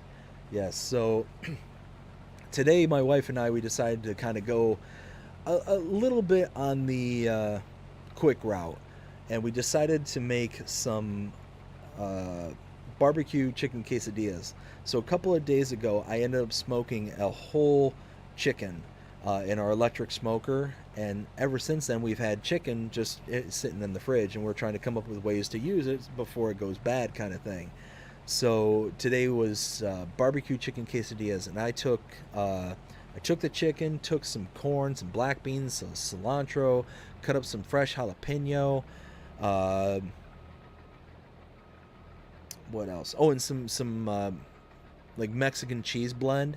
Threw that all in a pot, added some barbecue sauce, and I took a tortilla shell, laid that down, took the mix, threw that in, threw another shell on top of that, pan fried it for a little bit till it got all nice and crispy brown, and ooh, man, was that good. I was really tickled pink with that, especially because it had that nice smoked chicken, so it had that nice smoked chicken flavor with the barbecue flavor as well. Chef's kiss. Let's see. Crazy Chris says, I felt the same way, plus it played on my TV in my bedroom, laying in the bed mainly at night when I'm winding down for the day. And that's it. That's exactly is, you know, the way I've got it all set up right now, it's out in my living room where I can kind of sit back, relax, and just kind of wind down for the day kind of thing, especially after a long day at work or something like that. I like to be able to just kind of come out here and you know, just kind of crash at the end of the day and do whatever it is I want to do, kind of thing. And I also kind of have to be in a separate part of the house anyways because of my daughter sleeping. I don't want to be too loud and potentially wake her up or anything along those lines. So one of those that I mean, I could take the computer anywhere as well. That's not saying I couldn't do that, but one of those where I had to have a hard time trying to rationalize the extra expenditure, kind of thing. Let's see. We've got Will T saying, "Can I add you and you add me?" What do you mean? Well, I'm not exactly sure what you're talking about there. Can you elaborate? Pacovia, hey, how's it going? Hi, another stream. Yes, that is right. Uh, Whoa, 4:57 a.m. here. Whoa, Pacovia. Yeah, that's pretty early in the morning there.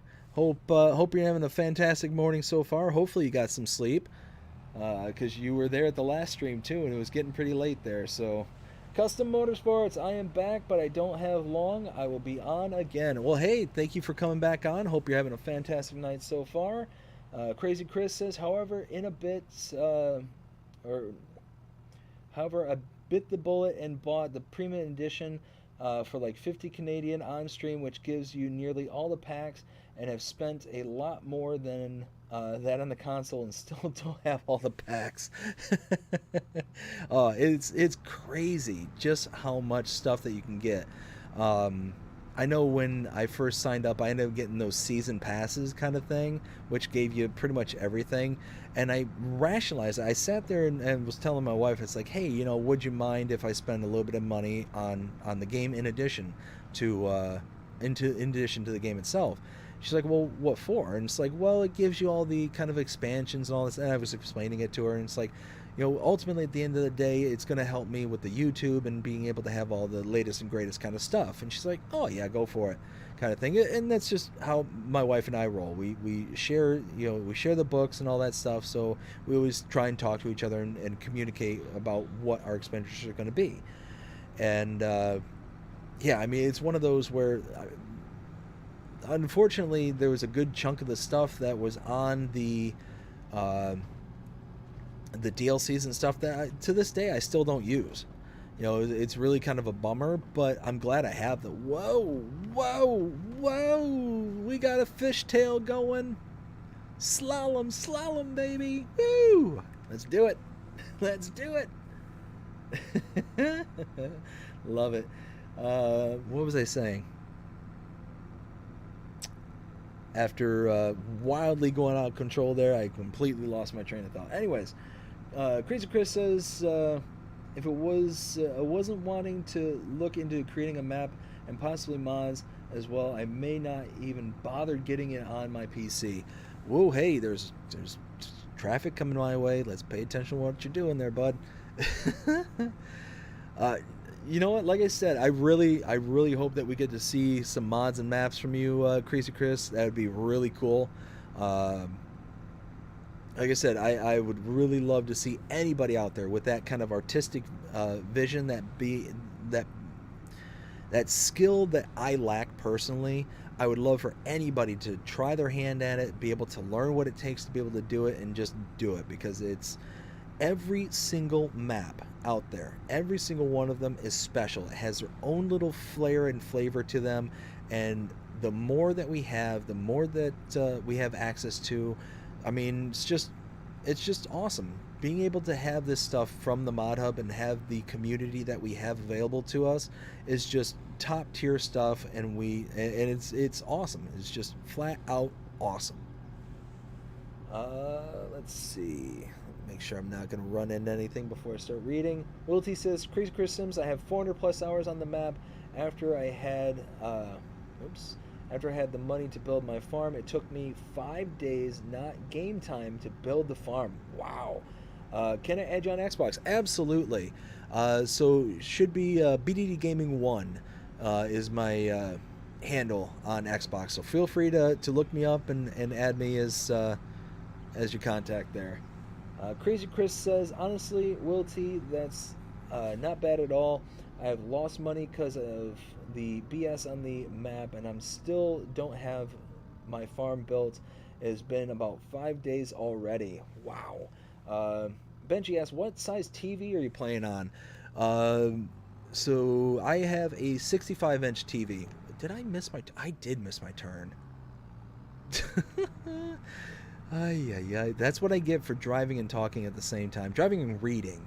I tell you what, if I drove in real life the same way I drove in this game, they would take my license, they'd haul me off to jail, they'd do all sorts of stuff, because I probably would have ran over about 50 people by now. I would have gone through about 20,000 different buildings and structures. Just would not be pleasant. Would not be pleasant at all. But yeah, it was actually funny. Speaking of televisions, so I was recording an episode. I think this was back when I was doing the Hills of Tuscany Let's Play. And I have an episode where I'm sitting there talking, I'm recording and doing my thing there, and all of a sudden you hear this loud pop poosh thing going on in the background. I left it in purposely because what had happened is my television just exploded, just went kaputs. Don't know what happened, don't know why it happened.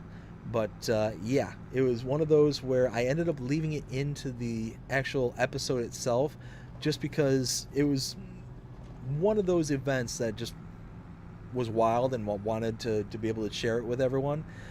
Speaking of which, I do plan on loading that video of the person driving the wrong way onto the channel. I'm going to try and figure out how to get it from my phone. I ended up downloading it from the camera onto my phone, and now I've got to figure out how to get it from my phone to the computer, and I think it's going to be easiest just to plug it in and kind of go from there. But it's one of those, like I said, I just want to share it because it's one of those kind of scenarios that doesn't happen all the time kind of thing. So I'm kind of looking forward to putting that on there. I know it's not going to be kind of channel related or anything, but we've discussed it here on the live stream, so I feel it's okay. All right, dump this out here. That train, don't you look at me that way. Don't you do it. I swear that train has it out for me. Will T says, I'm playing on a 70-inch 4K Crystal UHD TV. Nice. That sounds good. Will T also says, done with grass fields, now on to the alfalfa fields. Whew, good luck with that. 90, oh, we're so close. 98%. I'm really interested to see what the final output is going to be for that field, because it's a pretty decent sized field. We should get a pretty decent amount of overage. Like, I mean, we're at 98% already delivered, so it's one of the, so it should be one of those where we have a pretty decent payout from the product, and then the actual contract itself is 18,000. Oh yeah, 99%. So we're going to be really, really close. Really close. Bad train, go to your room. Yes. Yes. Don't like it. Don't like the bad behavior. Go to your room. That's awesome. Love it. Love it, Bobby. Love it. Will T, is it BDD1 or BDD1? So it's, I think it's BDD Gaming and the number 1 for Xbox, yes. Crazy Chris says, I'm jealous, Will T. I'm playing on a 50-inch 4K Roku TV in my... Whoa! Uh-oh. Okay. Whew. Okay, tell you what. I'm going to focus on driving, and while I'm driving, I'm only going to drive. I'm not going to read, I'm not going to multitask, I'm just going to drive, because I think it's safer that way. I think it's going to be a lot better that way. Let's go ahead and just run the stop sign. Let's go, let's go! As my daughter would say, let's go! Oh my goodness. Oh my goodness. So, I don't know what's going on in the world today, but I ended up watching a video, and it ended up making my blood just absolutely boil. When I saw this, I just seen it before coming on the stream, so it was just one of those that it's kind of still fresh in my head, and after mentioning my daughter, it just kind of brought it back up. But it was a video of this mother and daughter walking down the street, and the daughter maybe looked 9, 8, maybe somewhere in that ballpark. We'll say 8 to 10 years old, somewhere in that range, right? and they're walking down the street, and all of a sudden this woman walking in the opposite direction comes up and punches the little girl in the face. Punches her in the face. Like, number one, who does that? Who does that? Punches a little, like I said, let's say at the most, at the top end, 10 years old. Who does that? And it's like, it wasn't even like one of those, like the little girl said something smart or anything. They were just walking. It was on a CCTV. And I saw this and my mind was blown. And it was one of those moments where I sat there and was like, what would I do if somebody did that to my daughter? And I don't know if I could control myself. I don't know if I could. Like, I've always been raised as to never strike a woman or anything like that. I don't know if I could control myself if somebody came and punched my little girl in the face. Like, it made my blood run cold to think that somebody could do that to an innocent child. It just absolutely blew my mind. And here's the thing is, even if you had a child who was being smart or doing something, they shouldn't have done, even though, like I said, they were just walking. They were just walking. And somebody walking in the complete opposite direction of them just came up and just bopped the kid right in the face. Like, I was absolutely livid. And it was one of those where somebody had seen what happened and actually started going after the woman for it, kind of thing. So at least there was some kind of justice, some kind of karma came into play there. But holy smokes, I was just beside myself. Just, I need not to consume things like that, because it's one of those, I too easily put myself into the shoes of what that person's going through. Like, perfect example, I watched a movie called, what was it called? Greenland, I think it was called, with Gerard Butler. Very good movie, by the way. But it's all about like an asteroid coming to hit the Earth and all that stuff. And basically, what do you do when it's you versus the world and you're trying to survive, kind of thing.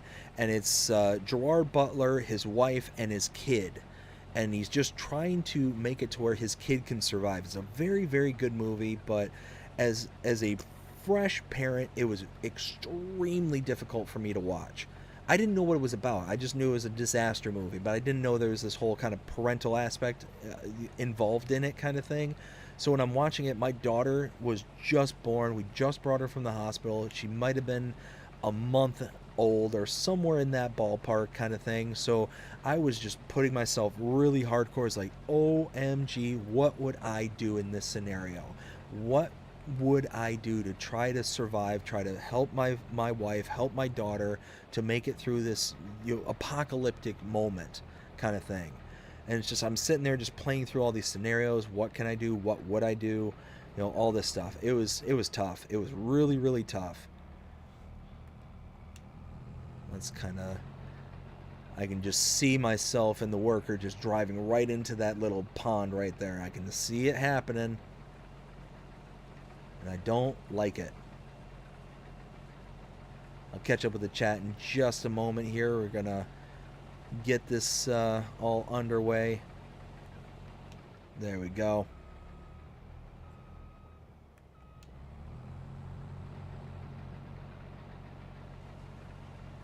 Now we're talking. All right. Let me catch up with the chat here real quick.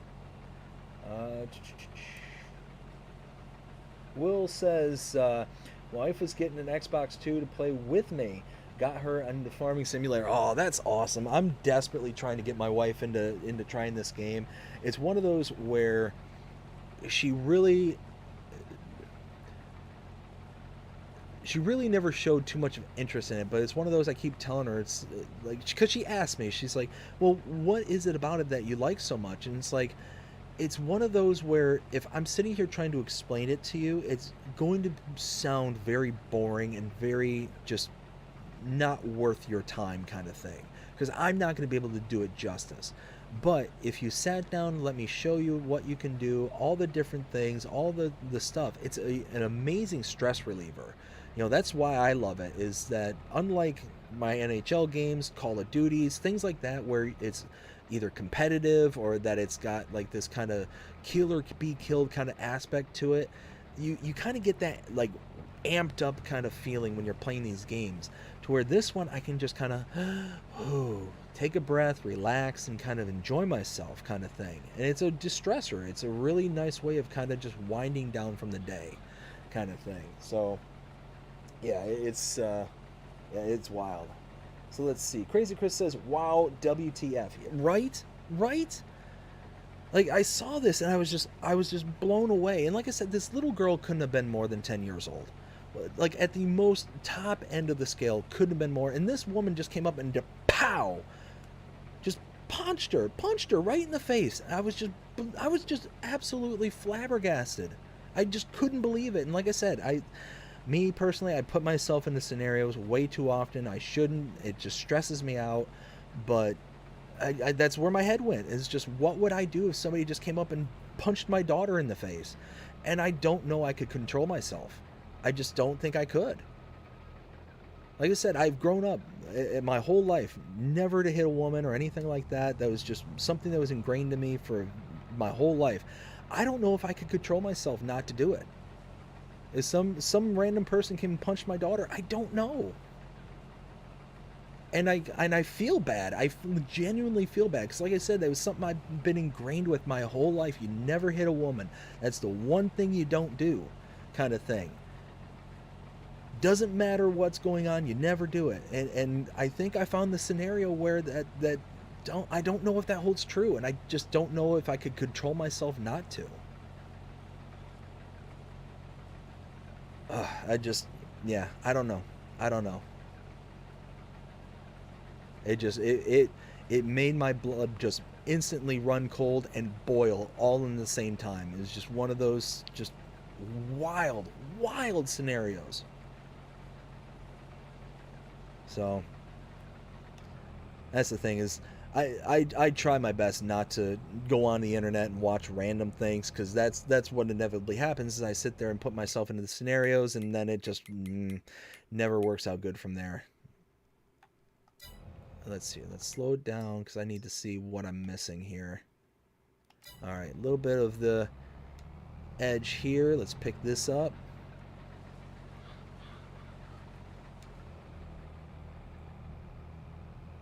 And let's get this. And now we got a couple of chunks. We got one chunk here, one chunk there. And we'll be... Oh, why is that worker not doing their job? What are you doing, hippie? Ugh. Went out for another break, I guess. Oh well. Alright, let's get that little chunk there. We'll get this right here. And then...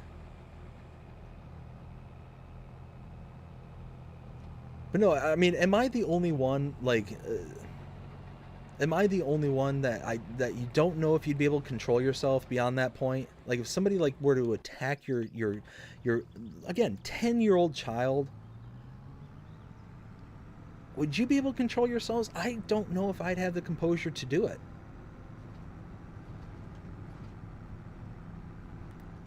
It's just wild. I just don't know. I just don't know.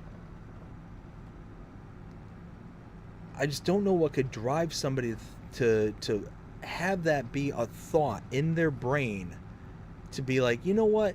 I'm going to punch a kid today. I'm going to punch a 10-year-old. Like, who does that? Here we go. Let's dump this out here. Let's go ahead and catch up with the chat, because I see it moving in the periphery of my vision. All right.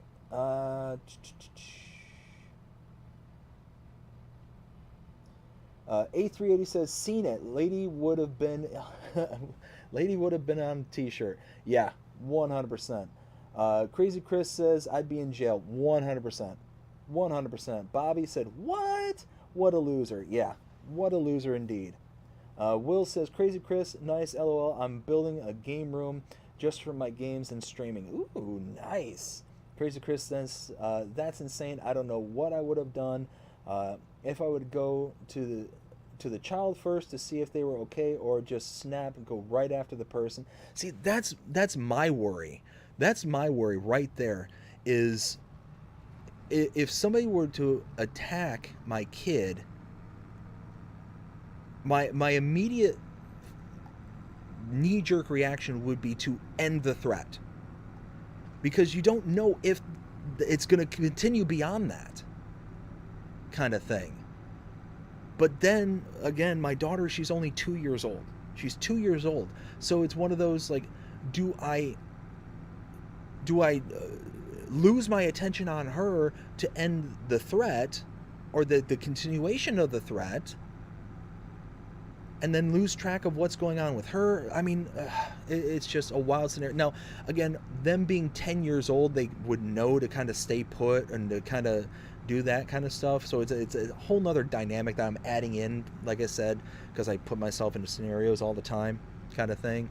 But yeah, it's wild. It's just completely wild to think that somebody would just do that.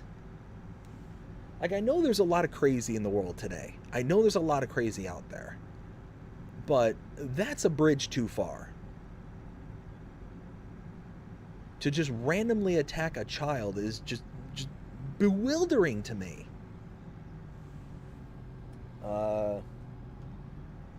Let's see. Crazy Chris says, before we had no choice but move from our townhome and moved into an apartment, I painted and decorated an epic game room for my son. It was so sad we had to leave it. Oh, that's a bummer. That's a bummer. Yeah, it's one of those where I remember my mother, before she passed, she ended up making this really awesome picnic table. My favorite team, my favorite hockey team, because I'm a big hockey fan, is the Detroit Red Wings. And being from Michigan, and makes sense, right? So it's one of those where she got a hold of this picnic table that my dad got a long time ago. My dad fixed it up and made it like brand new. Well, then she ended up painting on it the Detroit Red Wings emblem, and it was really, really awesome. Well, then one day something happened to where the emblem got destroyed, and it was just shortly after my mom passed. So there was no real good way of repairing it, because basically the whole table was destroyed kind of thing. So it was just one of those that was just kind of here one day, gone the next. And it was really kind of tough, because again, it was my mother. She had done it and she had passed, and it's just dredged up a lot of emotion and all that stuff. And it's just it was sad. It was really sad to see those kind of memories that you build, that all of a sudden they just kind of get lost to time, or they get lost to something. Ugh, it's no good. No fun to deal with. All right, let's go ahead, because I think the contract's complete, so I should be able to kind of sell all this. So 6,000 liters of soybeans should be mine. Here we go. Drop that off there. What do we get for this? Come on.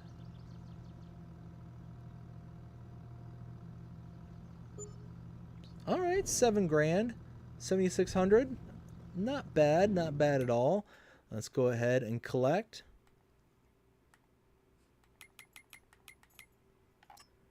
Oh wow! So 15,500 plus 7,500, rough math.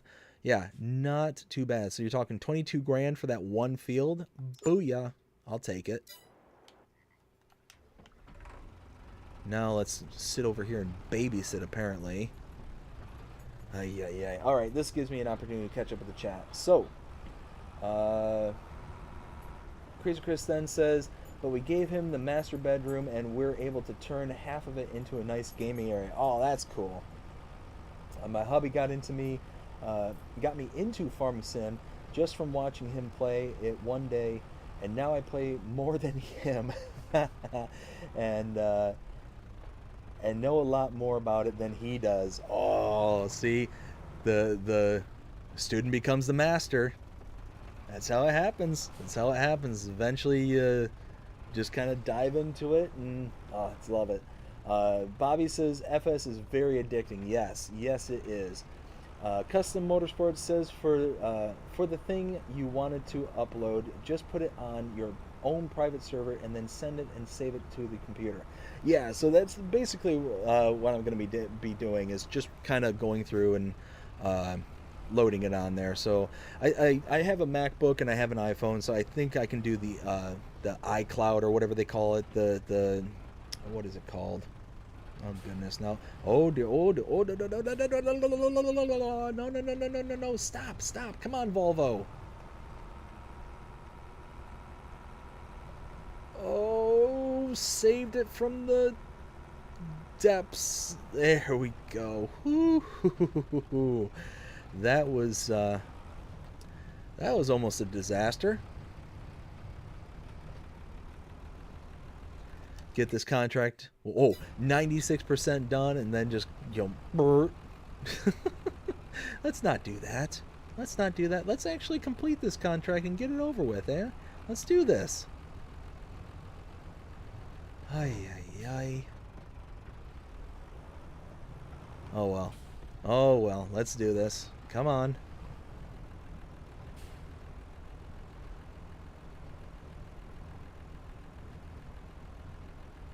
Oh, my goodness. That almost ended in complete disaster.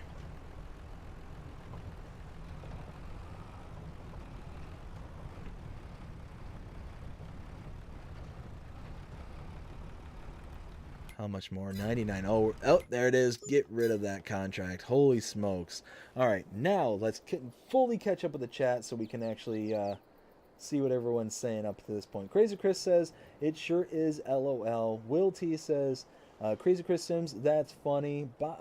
And also, Bobby FS is very addicting. And a bunch of laughing, crying. Bobby also says that was not a woman. Oh, wait. Oh, 100%. That was a POS. Yes, 100%. Will also says, I would have lost it. I would have ripped a log in half before and after my dad got me upset. Don't know what I would have happened. Yeah, that's it. That's it exactly. It's just, I'm glad to hear that I'm not the only one that,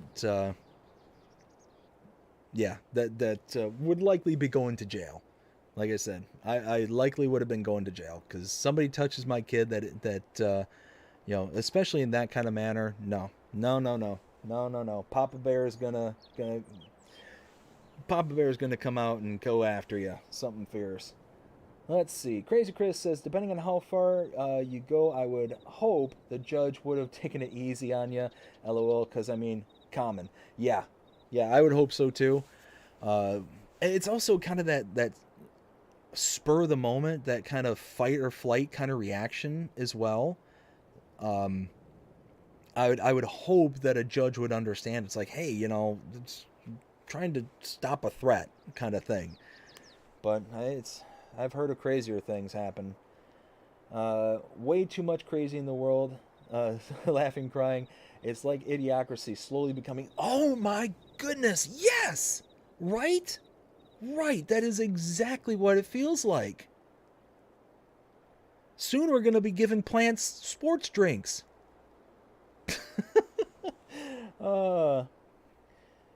Thank F for this ridiculous, unrealistic speed and header for the Colossus Cotton Harvester, because I am doing 56 acres and 46 acre cotton harvest contracts right now. Yes. Oh, I love the Colossus pack. Ooh, hello. Beautiful, this map. Adam Milson? I'm probably butchering your name, and I do apologize. Hope you're having a fantastic day so far. Thank you for stopping by and hanging out with us here. I see a couple of Brazil flags and American flags. Let's see. Custom Motorsports. I would have won 100%, 100 plus charges to my name. Yes, yes, 100% with you there. Saskatchewan. Hey, welcome back.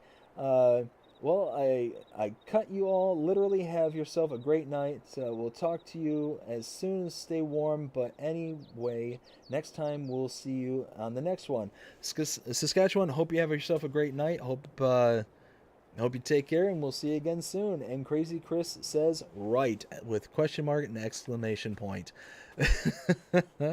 Oh, my goodness. And I am caught up at the chat. Now, we have no more contracts. That means we have got to get some work done on the homestead. Now, I've been kicking around trying to figure out ways to make this a little bit quicker, because right now I'm having to take these logs, drop them down, trim them, and then load them up with the telehandler here onto the trailer, onto the trailer, and then cut them to be able to get them down to the size of the trailer. I'm kicking around the idea of leasing out some equipment in order to not have to do as many steps. And I think I'm there. I think I'm to that point where I'm just going to go ahead and do it. So first things first. Actually, first things first. Let's get this out of the way, because I can see this just getting in the way. Dust Bunny! Hey, how's it going? Just saw you pop into the chat. Hope you're having a fantastic day so far. Haven't seen you in a while. Thanks for stopping by. Crazy Chris says, good night, Saskatchewan. Take care. Saskatchewan says, thanks. They had a farm EEO on his farm. And then Dave on his farm had cows EEO. E-I-E-I-O. You know what's funny is, here recently I started to sing that to my daughter. Like I mentioned, she's 2 years old. I started singing that to her at night before she goes to bed, and she gets such a kick out of it because I will include her in it. So we'll say, E-I-E-I-O, and we'll say chickens kind of thing.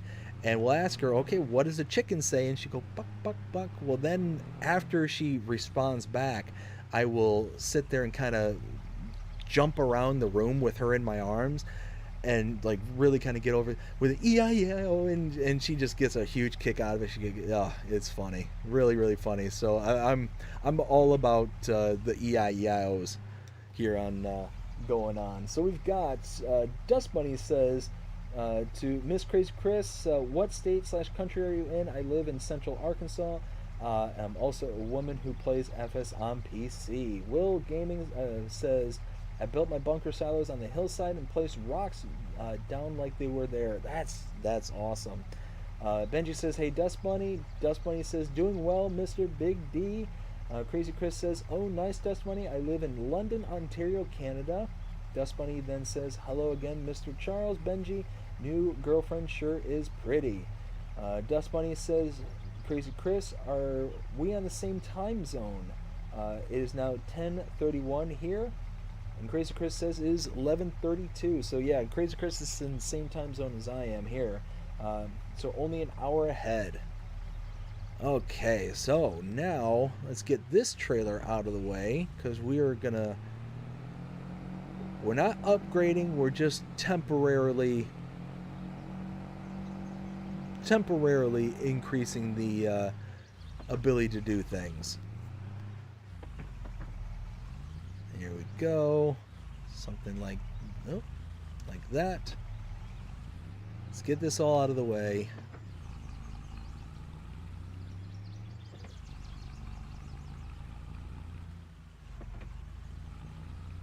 And there. All right. So what I think I'm going to do is get a semi-truck, and specifically thinking this one here. I think it's going to be a good base, 6x4, 340 horsepower. I could get the for $5,000 more, have it over 500 horsepower. I think we'll go with that. No, I don't care about any of this stuff. We're just trying to get something to move stuff around. Will it cost me any money? It will cost me money. Let's not do that. Okay. $1,785 for this one here. That works. And now a log trailer.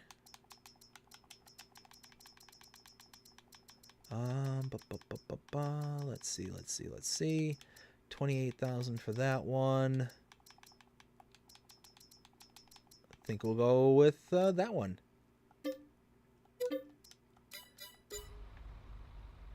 Where? Oh, it's right there. Sheepers creepers. Can I see in my mirrors? No, of course not.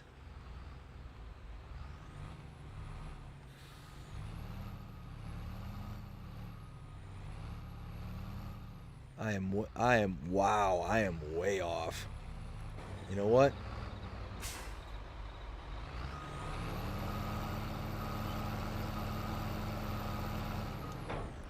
Here we go.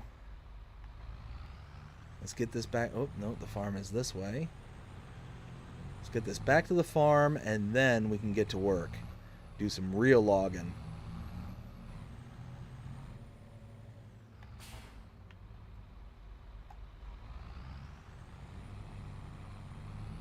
Oh my goodness. Oh my goodness. Traffic jam. Traffic jam. Come on. Pull. There we go. Now we're talking. Alright, now let's get this back to the farm. Let's go ahead and get to, or not the farm, I keep calling it the farm, the homestead. We don't have a farm just yet.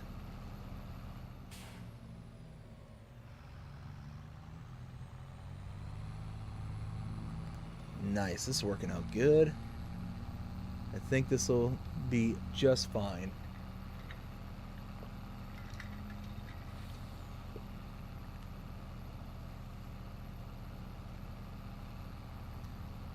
I'll catch up with the chat in just a minute here. Once we get back to the farm. For some reason I would have thought that this would have drove a little bit faster. I don't know why I thought that though. Let's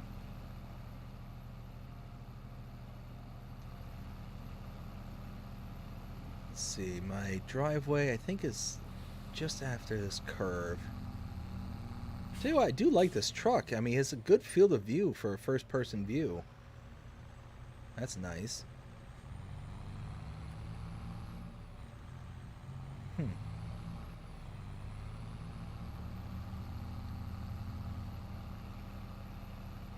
Alright, look at that. I tell you what, this is such a gorgeous map. All the colors on this map is just, just love it. I just absolutely love this map. Celobuki just did such a fantastic job.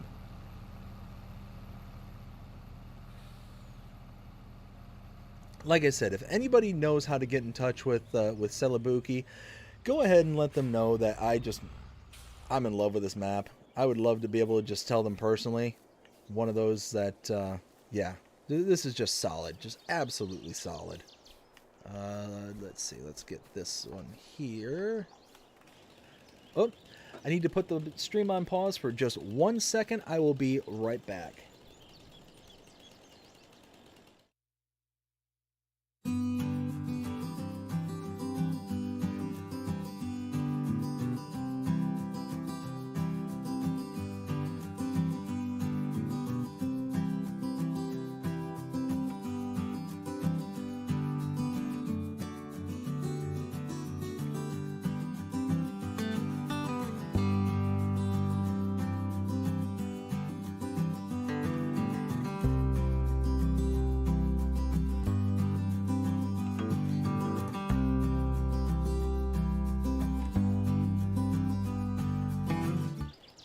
Alrighty, I am back. The missus is going off to sleep, so I wanted to wish her a good night.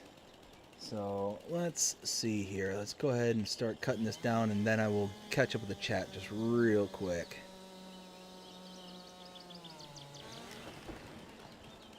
Crash. Alright, perfect. Let me catch up with the chat. So, where was I? Custom Motorsports says, for me, it's almost 11:30. Dust Bunny says, Miss Crazy Chris, have you been playing FS long? I started the last half of FS19 on PS4 and bought a PC to play FS22, so I still consider myself a rookie. Will T says, Can you look at field 34? That field is going to be all alfalfa plus remove the ditches. Field, oops, saving. Let's see, 34. Where's 34? 34, 34, 34. Where? Oh, that's 34. Wow, Will. Holy smokes, bud. That's one heck of a field right there. Let's see. 28.38 hectares. Have fun with that, bud. That's going to be a big one. Dust Bunny says, Mr. BDD, how is your wife and your second baby yet, sir? How is everyone doing? Wife is doing fantastic. She is about 6 months along now. We are expected at the end of May, beginning of June. And yeah, just going fantastic. We had the high risk doctor a couple of weeks ago. Everything turned out just fine with the high risk. And now we're back with the normal doctor, so we can just kind of, take it easy and kind of go from here. My firstborn daughter, she is doing spectacular, just absolutely, just the light of my life. Just love it, just absolutely love it. And yeah, how about you? How is everything going with you? It's been a while since I've been able to chat with you.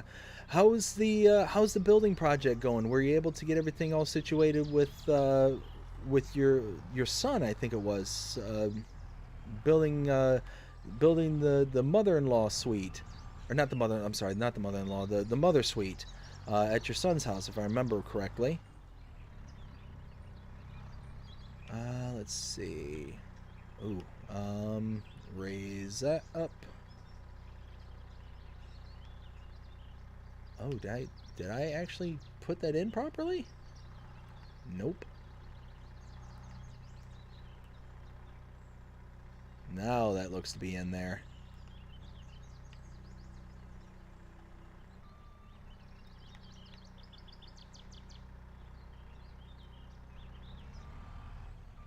So yeah, we're gonna have a little bit of overage. Oh wow, actually no. If I push that in a little bit better, that would be perfect.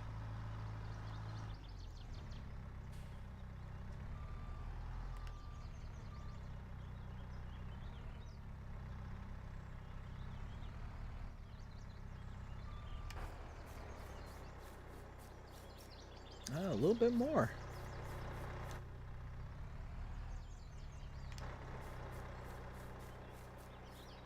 I think that's gonna be a winner. Nice. All right.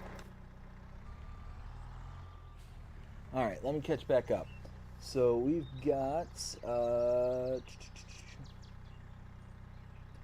Will saying I talk to him almost every day. Luke says, hi there, BDD. Hey, Luke, how you doing? Hope you're having a fantastic night so far. Crazy Chris also says, I started with FS15, but didn't play it too much then. I really started on FS17.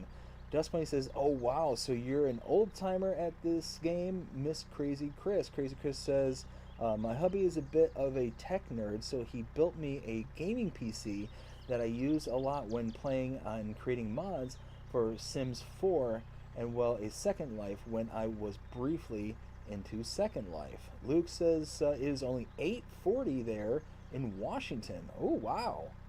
Okay, so you're on the complete other coast. Dust Bunny says that Mr. Will T Gaming, do you mean to talk to Celobuki almost every day?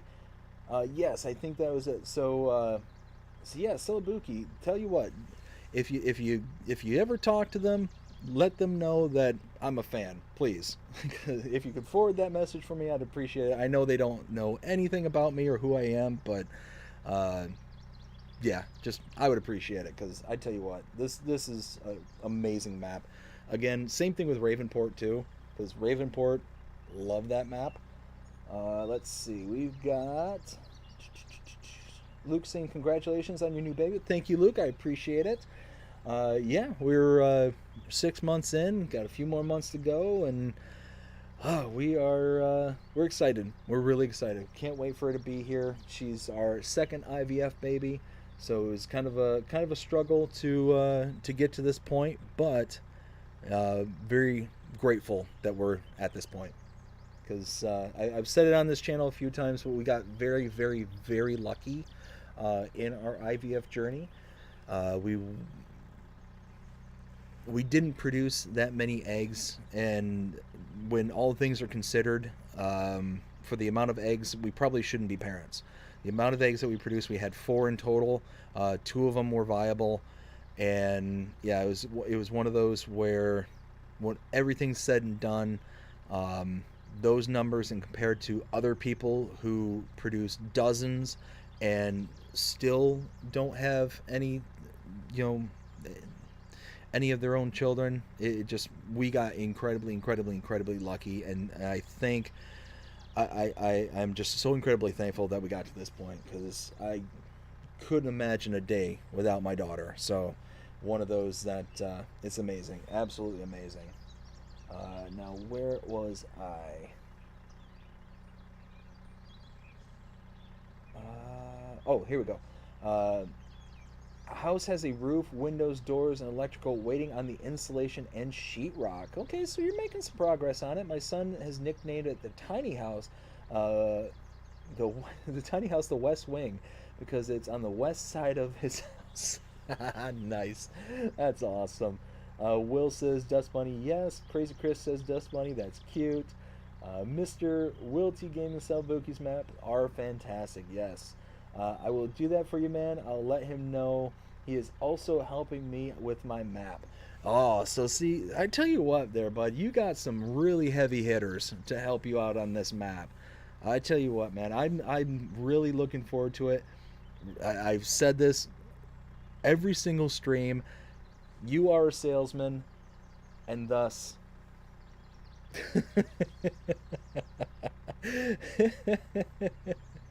Lancy Boy is helping as well. Just, again, look at the GIF. Look at the GIF. Oh my goodness, I love it. I absolutely love it. I cannot wait. I cannot wait. You've got such star power in your corner there, bud, that and based on the additional Google Earth images that you sent to me, it could be something very special. It could be something incredibly special. So I'm really looking forward to it. Let's see. Will says, or no, wait. Nope. It was on.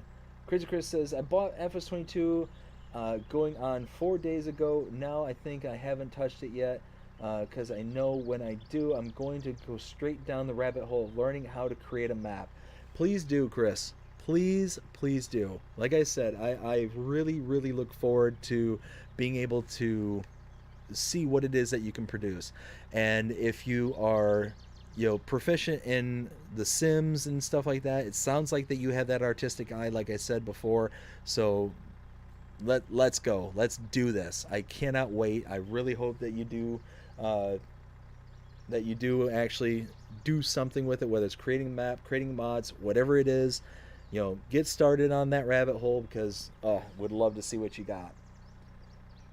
Let's see. Dust Bunny says, thank you, Miss Crazy Chris. Will T says, Lancy Boy is helping me. Yep, I got to that. The buildings on the map. Oh, love it. Luke says, my oldest is 8. Okay. Let's see. Crazy Chris also says, oh, nice, Will T. That's awesome that he's helping you out there. And Crazy Chris with the laughing, crying, BDD. Yeah. I learned a thing the other day. I learned a thing, and I'm going to take advantage of it. So be prepared for the streams to have certain things from time to time when appropriate to have those kind of elements dropped in there from time to time. We're not going to overdo it. We're not going to, but I learned a thing and I'm happy.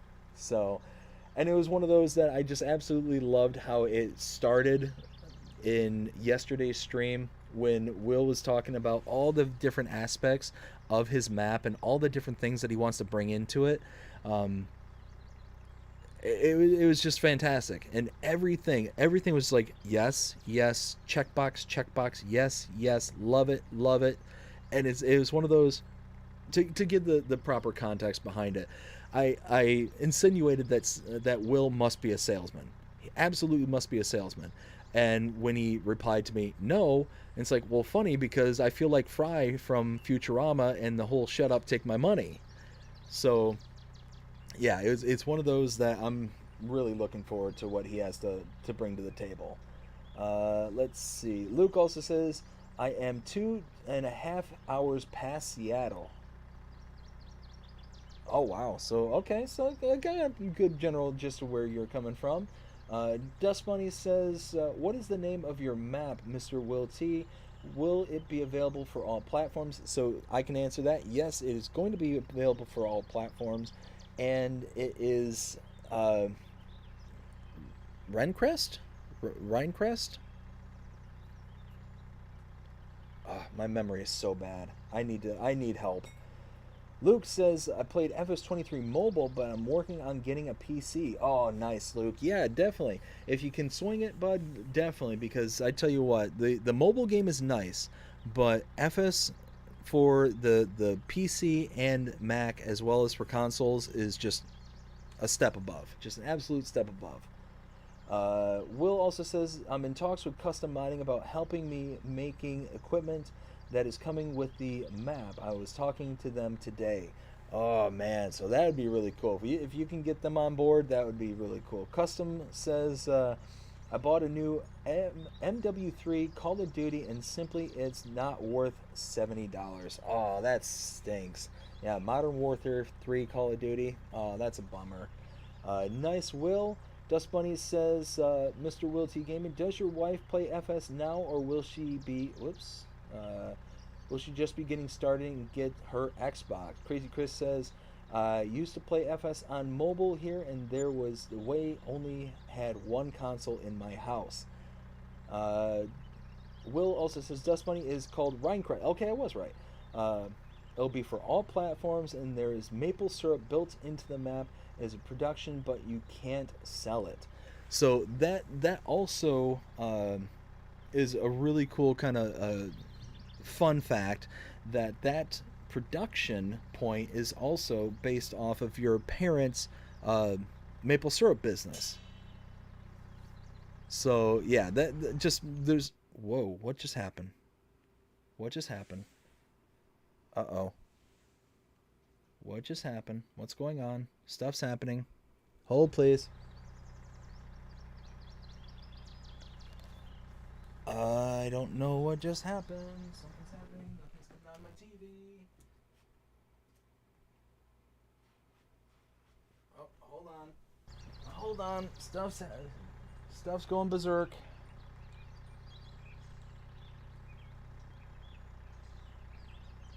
Okay. Whew. I don't know what just happened, but things got angry. Things got angry indeed. Where was I? Okay. Crazy Chris says, why is it not worth it, Custom? Just curious, because my son was asking about it. Yeah, that's a series I haven't played in ages. One of those that I used to play it all the time, but again, it's just one of those that when I play games now, I've gotten to the age where I just want to relax. I don't want to necessarily get all amped up. And I think all that kind of started with me personally when what is that game called? It's a zombie game where was it Left 4 Dead? I think that's what it was called, was Left 4 Dead. And that game came out, and I really enjoyed playing on it. But I would used to get so hyped up and so kind of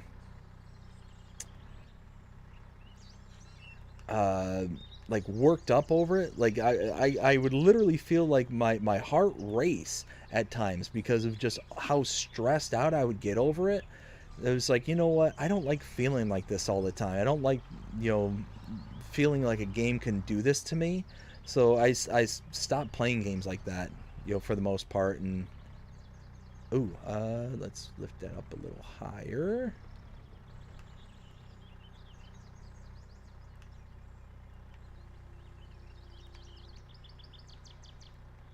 There we go. Need to give that a little boop.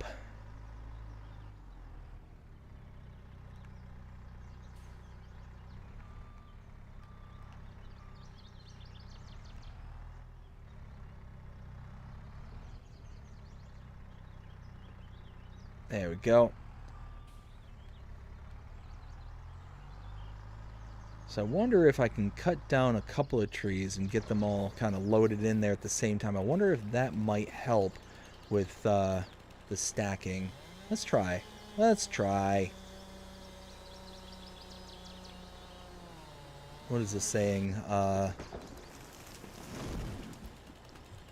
Something favors the bold. I can't remember what it is.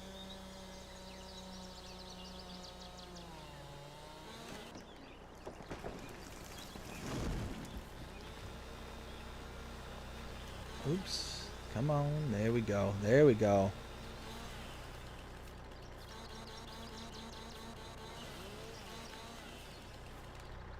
Alright, now...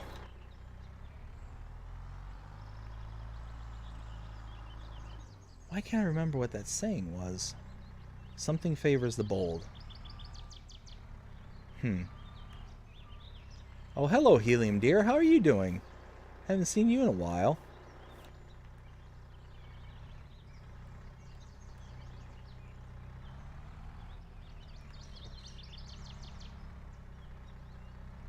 There we go. Let's do something like that.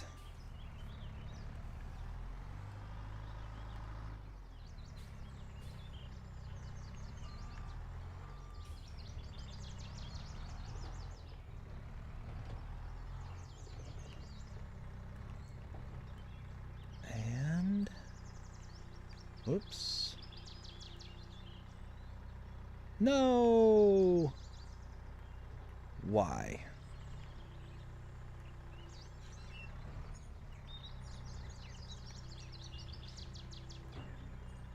Nope, and now I lost them all.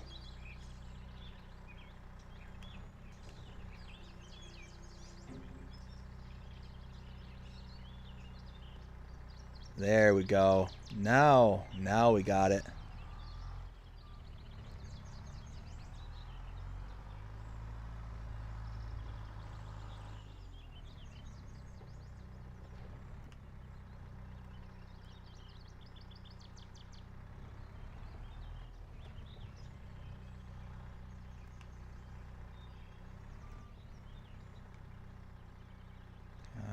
That is not inside the bunk.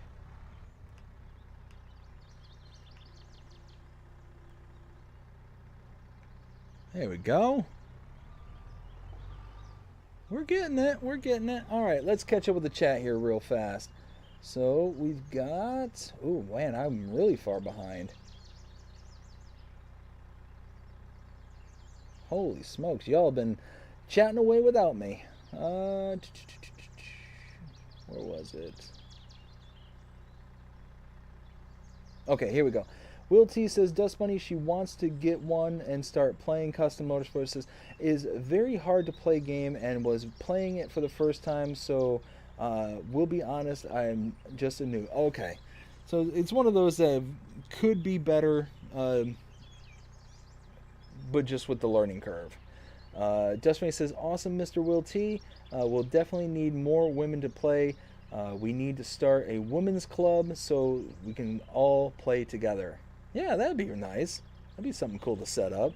Crazy Chris says, if a production is map specific like celobuki's corn dryer as an example, I think it's completely fine for it not to be sellable and it adds something fun for new to the map. 100%. 100% agree.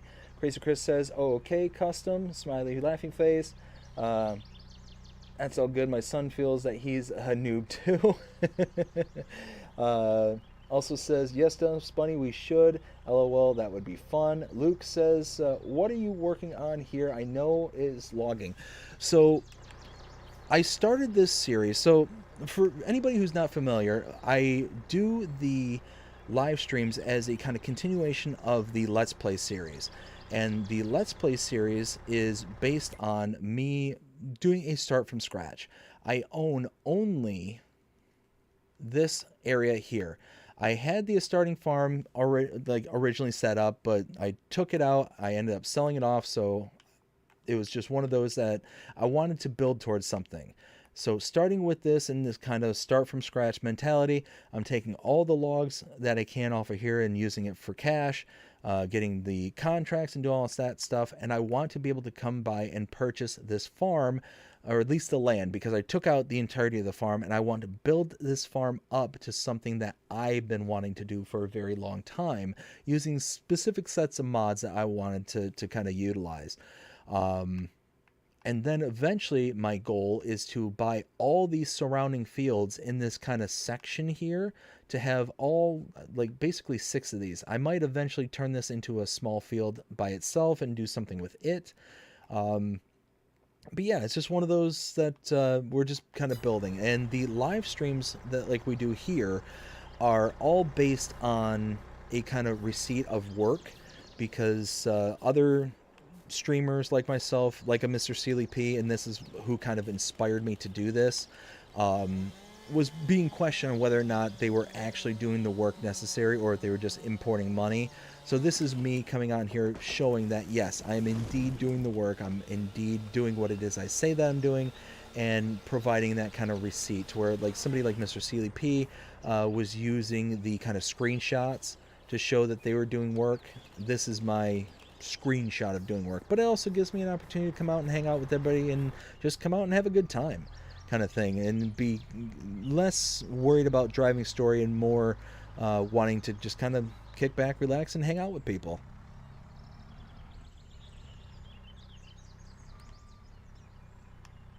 Let's see. Whoops. Nope. There we go. Oh, I missed that one.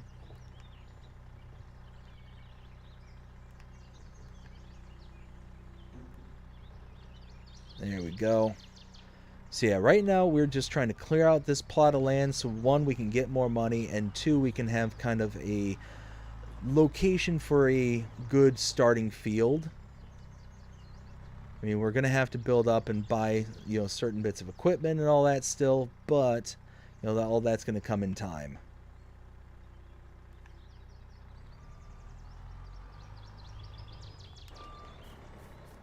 Let's see. Think. What tree is this? That's a pine. So why are some of these... Is it this one? Oh, it is a different style of tree. And it's a bigger one, too. Okay. Yeah, we mostly got pines, but there's a couple of these ones kind of dotted around in here as well. Let's see. What is the chat saying up until this point?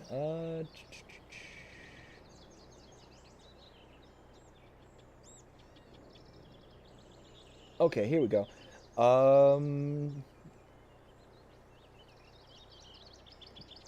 Dust Money asks, Crazy Chris, do you have a Discord server or a Discord chat room? Will T says she actually has a YouTube channel that is, she just started because she's crochets and knits. Okay, nice. Luke says, but for what?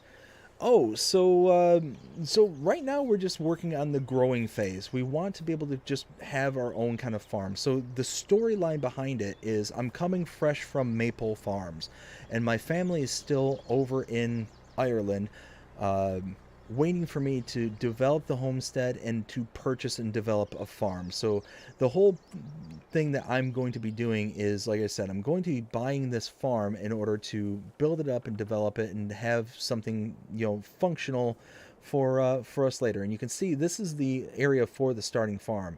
Right here was where the starting house is located. We had the main silo systems here. Basically just made this into a large grass meadow. We had the cow barn, sheep barn that was tucked away over here with the slurry pit here.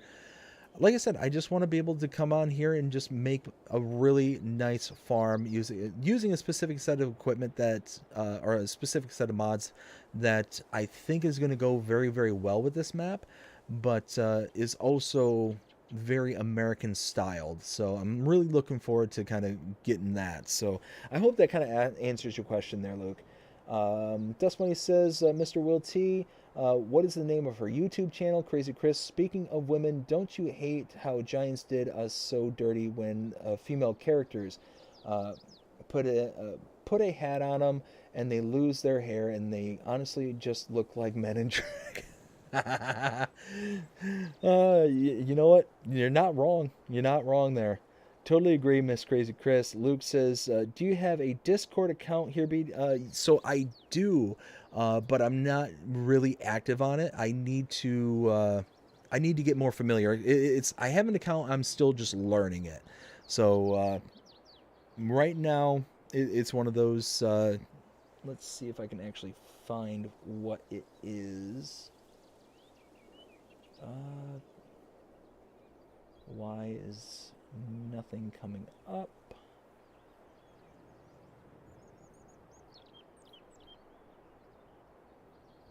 Huh, that is weird.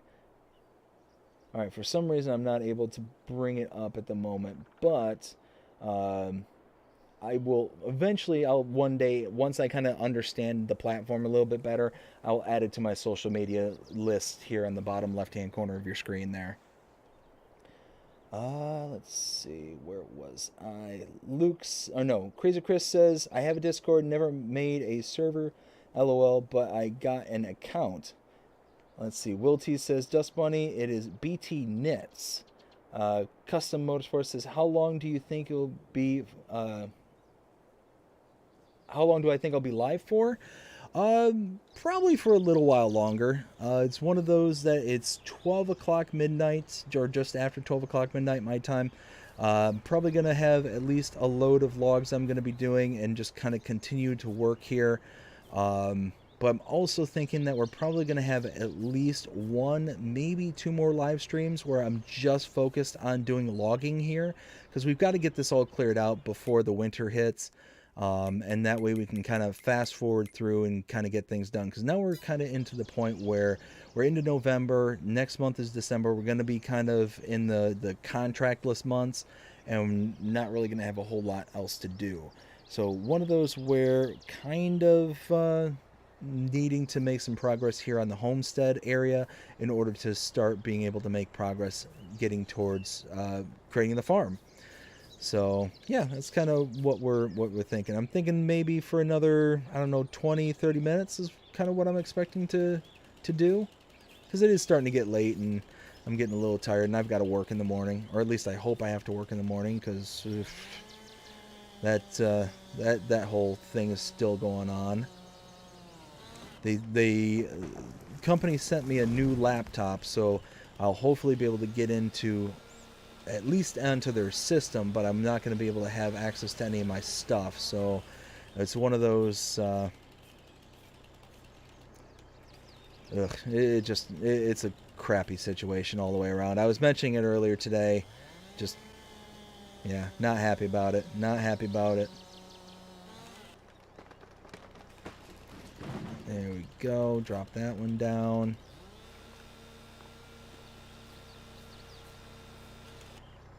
Perfect. Now,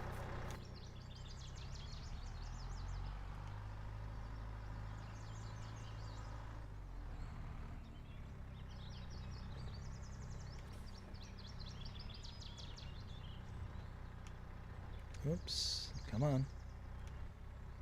Oh, there we go.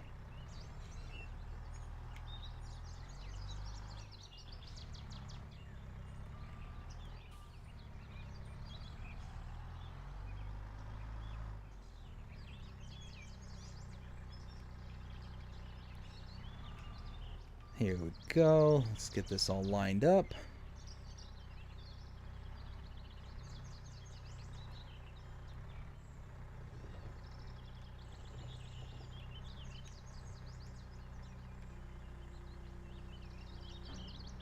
Oh, you.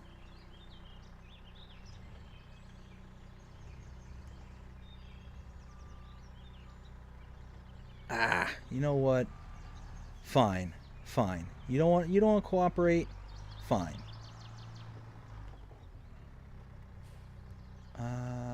Let's see. Oh, Luke became a member. Thank you, Luke, and a tier 2. Thank you so much. I'll have to add you to the scroll after tonight's stream. I greatly appreciate you signing up, becoming a member there. And actually, that kind of leads me to a good segue, being able to talk about the members. I do have to fulfill my obligations there. So, before I get rolling back on the logs, I want to give a shout out to all my tier 2 members. We'll start with Luke, becoming the newest tier 2 member. Thank you so much for becoming a tier 2 member. And Mark K, thank you so much for being a tier 2 member. And if you are interested in becoming a member, go ahead and check out the link in the description below, or you can also check out the main channel page where there is a join button that will give you access to things such as custom emojis, custom badges, as well as early access to edited content such as the Let's Play series and channel shorts. And that all starts at 99 cents a month. You can also gain access to the tier 2 memberships for $4.99 a month, like Luke just did here, and you get exactly what you just heard, a shout out every single live stream, plus everything else that I mentioned before. So goes to directly help the channel and goes to show your support. Thank you so very much again, Luke. Greatly appreciate you. And also thank you all so very much, all my channel members. I'm sorry, not my channel members, my channel subscribers. Thank you all so much. I have an absolute blast coming on here every single day, you know, creating content and creating and just coming out and hanging out and having fun. This is just yeah, this is just an absolute ball, being able to come out and hang out and do all this stuff. So thank you all so very, very much. So now, oh, it's starting to come free. Let's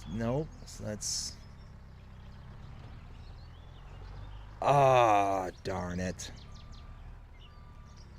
One of those where, whoops, let's track the lighting. There we go. Now we got you. You ain't going nowhere now. Look at that. Look at that go.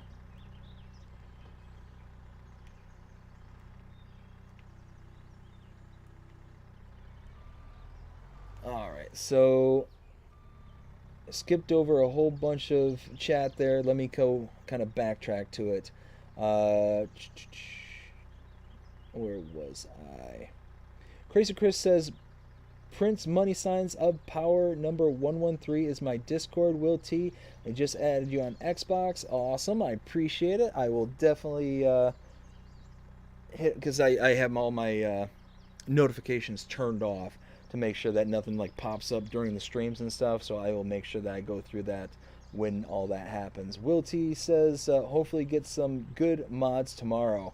Yeah, here's hoping. I know Giants has been kind of washy here lately, and I understand it. It's one of those where we're starting to wind down on FS22 and we're getting back into like the new version that's going to be coming down the pipe. So I understand that it is what it is, and we're going to have to kind of bear with it, but it is kind of a bummer.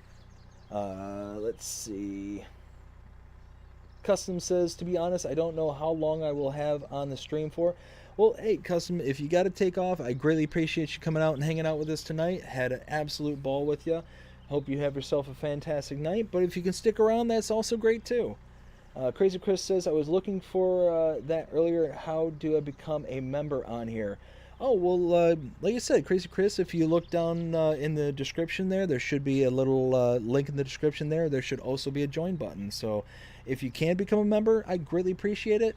It's one of those that I always say this, that it's never an obligation. It is simply a way to be able to show how do I want to show your backing and your appreciation for the channel. You know, it's one of those that it does help the channel out a bunch.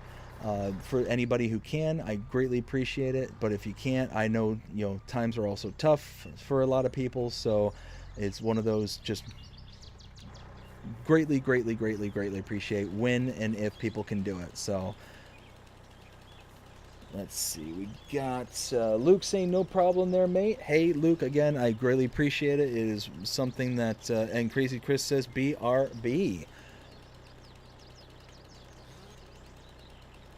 One of those, I heard the notification ding go off, and I was like, oh, we must have got a new subscriber and whatnot, and I'm reading it through, and it's like, oh, no, wait, it is a actual channel member. Like, that's something that you don't see every day.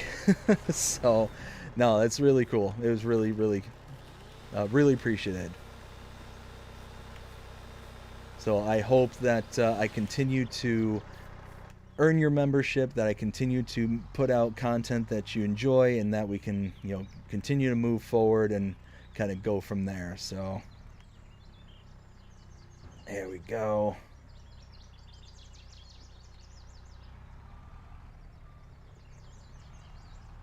I tell you what, we are getting a lot more done in the ways of this logging than we were before. I'm actually really glad that I kind of did this, because it's one of those where that other trailer is nice. Don't get me wrong, the other trailer is nice, but I'm having to basically, at the length of these two bunks here, have all this overage, and I was cutting off the ends, so I was having to readjust the telehandler to then load more stuff onto it. It's just one of those, it's nice to be able to load these whole logs on there, and I'm very, very much interested to see what kind of final payout we get per run now, because for each one of those trailers I was getting about $4,000 for the small trailers. Now I'm really interested in see what we're going to get for these larger trailers. Here, let's get this one next. Oh, this is the other one, the 20 meter. There. Oh, hey, hey, don't fall. Oh, I did not realize you were what I was cutting down.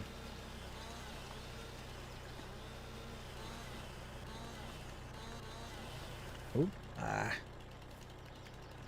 well, they call me Lumberjack. Come on. There we go.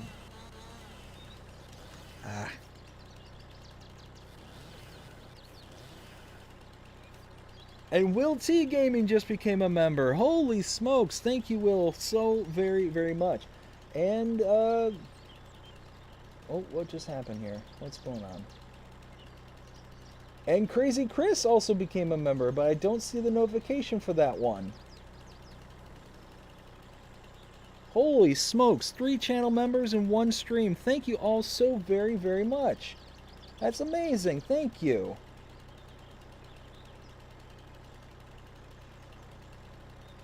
So yeah, now you all got access to custom badges, custom emojis. Crazy Chris says, haha, cute custom emojis. Yeah, so those are our wiggle bottom tractors here for the channel. Those are based off the Case Steiger, where you got, let's see, we got the wiggle bottom one, so that's the happy, excited one where the tractor looks like it's wiggling its bottom. We also got the very happy, celebratory one, and we've got the flustered and angry, sad or angry. So yeah, that's awesome. Thank you all so very, very much. I opened and joined it in the browser. That's probably why. Oh, gotcha. Okay, so yeah, that makes sense. So yeah, I will be making sure that I add everybody onto the next stream, and I will be sure to be able to add everybody to the ticker at the top, who's now a tier 2 member, and be able to go from there. So, this is fantastic. Thank you all so very, very much. This is very, very cool. Very awesome. Let's see. So now we just gotta hack and whack and slice and dice this tree all to bits and pieces. I was not expecting this. I will make sure that I do not cut any of these down in the future, because, ugh. But you know what? I kind of have to. I have to cut these down because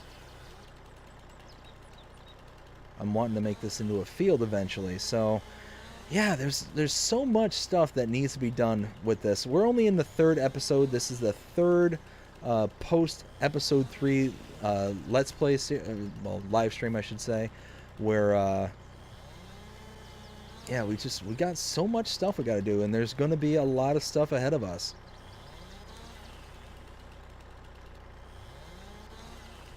Oh, I'll be honest with y'all, I'm actually kind of a little overwhelmed at the moment, you know, thinking just how many people just signed up for the memberships. That just really just kind of blows me away. Just one more time, thank you. Thank you all so very much. That's very, very generous of all of you.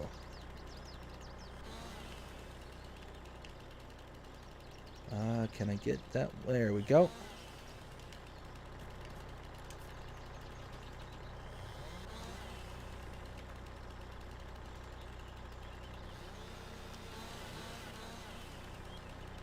Can I? Come on. Quit fighting with me. There we go.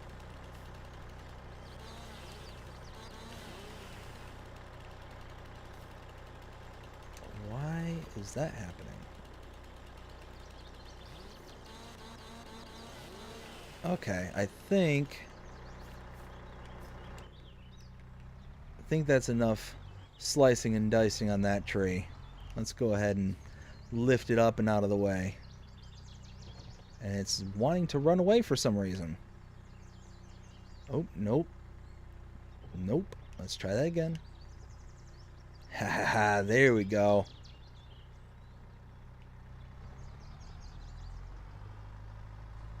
Oh, come on. Come on. No, no, no. Leave me be. No, no. Hey, stop it. Go to your room. Alright, you know what?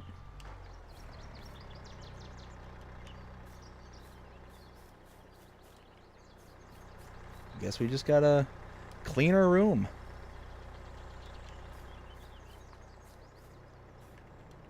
Something like that, maybe?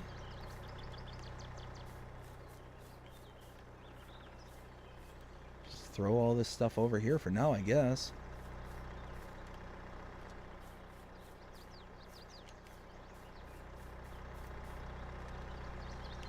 Oops.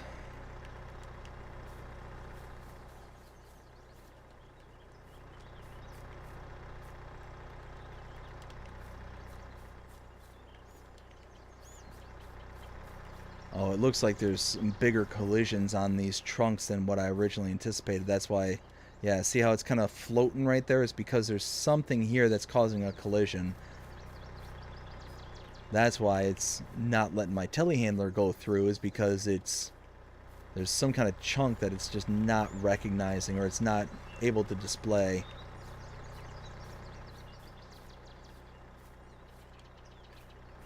That's okay, that's adding up now.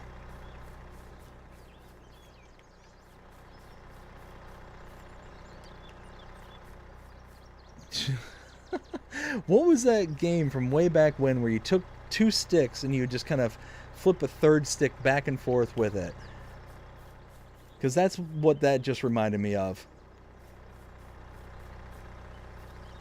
I forget what it was called. It was something that used to be really popular, you know, back in the day.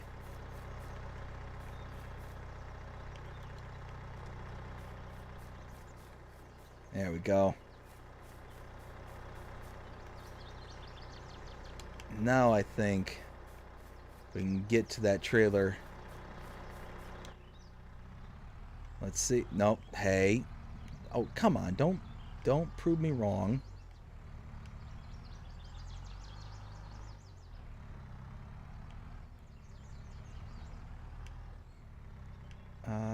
Can I? Oh, there's the...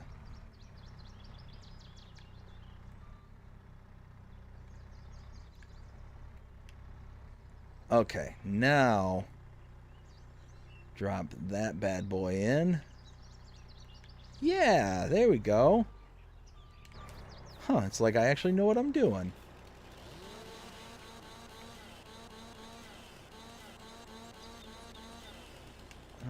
Can I... You know what? That... You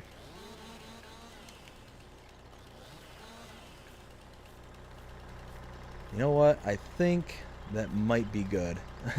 let's just say it is. Let's just say it is, because...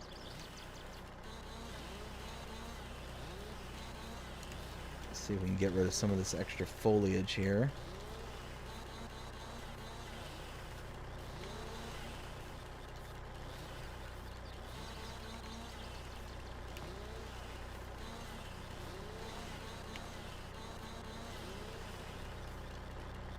Alright, there we go.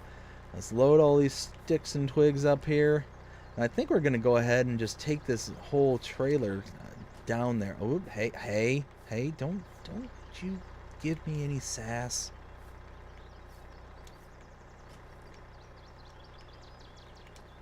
What?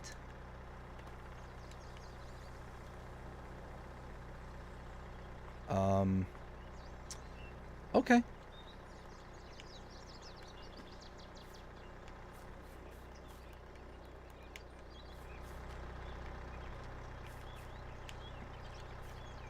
Yeah, it's all those collisions. That's exactly why I don't cut these trees down. So I think in the future I'm gonna skip cutting those trees and I'm just gonna wood chip them or do something along those lines, because it just creates so many of these weird collisions that yeah, it's just easier just kind of go at it with a wood chipper just directly. Like the tree devourer is a perfect example of a product to use, or a piece of equipment to use in order to get rid of these style of trees. Like anything with multiple branches, like any of these, I never bother. I typically never bother, but for some reason, because everything was hidden away, I didn't realize that this was the kind of tree that it was. And yeah, I'm kind of paying the consequences now. But it is what it is. Not a big deal. We will get through this.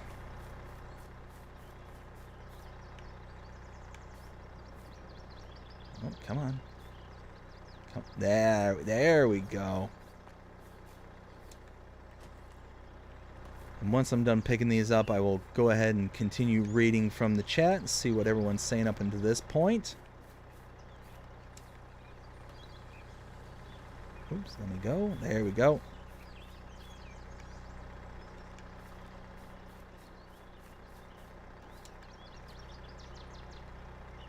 Oh, ah.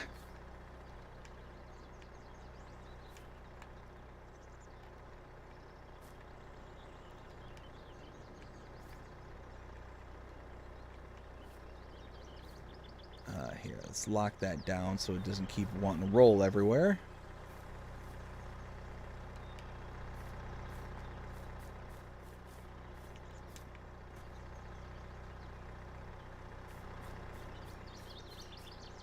Wow, there are tons of branches here. Like, even when I piled them all up, I guess I just didn't realize just how much was actually there. No. Stop it.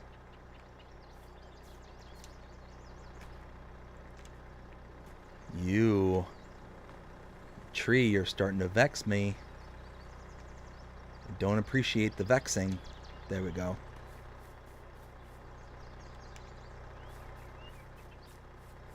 Okay. And wow, like just so many. I don't even remember bringing all these over here. Like,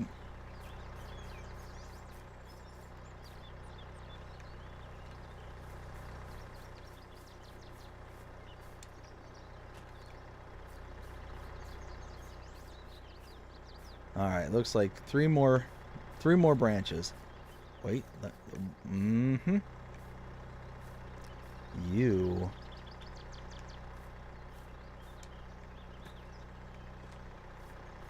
So, funny story. My cousin and I actually introduced my cousin into this game a long time ago, and him and I have actually played for a really long time on this. Not this map in particular, just the game in general. And when the game first released is when I kind of introduced it to him, and that was back in the day when the trees were still having all those collision issues, and you couldn't really cut them down properly. they would kind of freak out, and they would get into all these like geometric shapes that if you cut them, and just, yeah, it was all sorts of havoc and nonsense. Well, at that point, him and I had the brilliant idea of, well, why don't we just cut the whole tree down and just take it all in one big chunk kind of thing. So that's what we did. We were taking these kind of big bunk trailers here and just driving whole trees, not sliced and diced at all, down the road, and they had all the foliage still on them, the whole 9 yards. And it was one of those where it was a very interesting drive, trying to get from point A to the sawmill and just trying to get everything where it needed to be. So imagine, having 2 or 3 of these massive trees, just absolutely massive, with all their foliage just trailing off the back. Whoa, whoa, whoa, why am I not turning?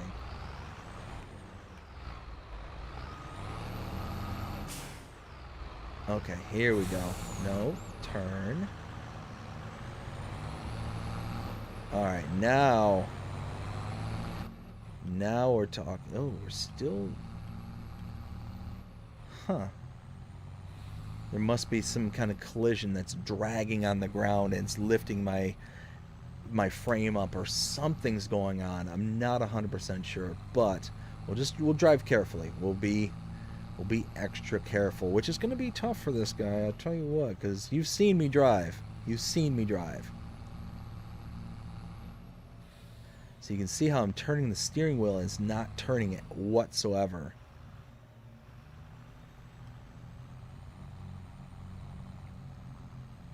Alright, well,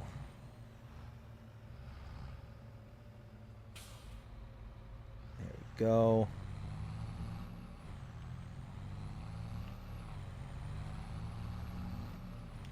Oh, turn. There we go.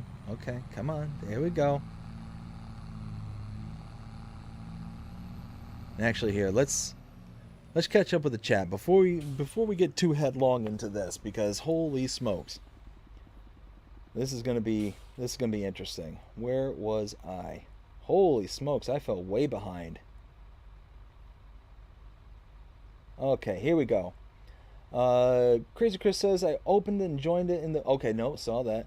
Welcome, bro. Crazy Chris says, it's fun and chill here and nice to watch your progress as I also play FS. It may get really hard for you to keep up with the chat, though the channel grows, lol. You know what? I've said that, and yeah, it's going to be one of those where if the channel continues to grow and we continue to do well, that we might not have the ability to keep up with the chat like I try and do here. So it's one of those where, that might be a natural consequence where I'm going to have to start skipping, things and whatnot. I hope and don't hope for that at the same time, because like I said, I love interacting. I love being able to catch up and keep up with things. So, but at the same time, that kind of means that I would have to purposely handicap myself and keep my subscriber counts down in order not to be able to keep up with things. So, yeah, not kind of a double-edged sword. Bobby says BDD sent some of that Florida heat to NC. Yeah, oh yeah, it's it's getting brutal down here. It was like 80 some degrees today. Ugh, I'm not looking forward to it. I'm not looking forward to it. Will T says, it is funny because I stream on YouTube from my PC and Twitch from my Xbox. I don't have an Elgato. So funny story, actually. I'll go ahead and keep driving. I'll tell this story real quick. A funny story is, if you look at some of my original content, you will see a drastic difference between what I produced then to what I produce now. And the reason that is because I did pretty much the same thing as what you're saying there, Will. I streamed directly to Twitch, and then I would download the contents from Twitch and put it onto YouTube, kind of thing. Because I wasn't that concerned with Twitch, trying to do anything on there, because it's just, I don't feel it was a very good environment for this kind of gaming. It's one of those I think it's very well built for the very in-your-face kind of action-packed gaming, such as like a Call of Duty or something like that, but not really for the kind of pace that we go here on Farming Simulator. So one of those that I just kind of one of those where that's how I kind of set things up, and you can tell the quality was drastically worse because what was happening is that when I would pull the information over, pull the videos over, sometimes the audio would drop, and I was recording audio directly from my controller. So I had one of those gaming headsets, so the quality sounded like I was recording into a potato, and it was one of those where I just wasn't happy with it. And thankfully, through the love and support of my wife and my brother-in-law as well, my brother-in-law ended up letting me borrow his Elgato to be able to do this. And because of my wife, I was able to purchase a laptop that could handle streaming from the Elgato. And that's where we are today. It's just one of those that I'm very lucky and fortunate to have such amazing people in my life. Again, big shout out to my wife. Love you, sweetheart. And big shout out to my brother-in-law. Also, well, doesn't do much YouTubing anymore, but I'll give his channel a shout out anyways. It is the Forged TCG. Big supporter of the channel. He always tends to keep me on in the background. So greatly appreciate you, brother. One of those where he was very supportive, like I said, in the fact of being able to let me use his Elgato, but at the same time also was encouraging me to do the live streams, because originally I didn't do live streams whatsoever. I was only doing edited content. So I was only doing Let's Plays with the story kind of content behind it, as well as channel shorts. So when he kind of made, literally have this hard down to the left. Why?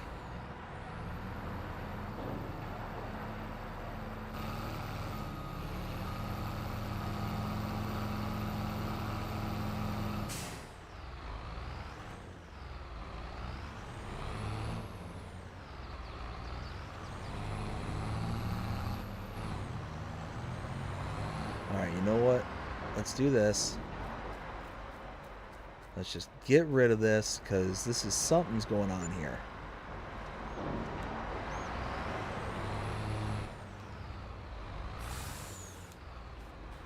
Really?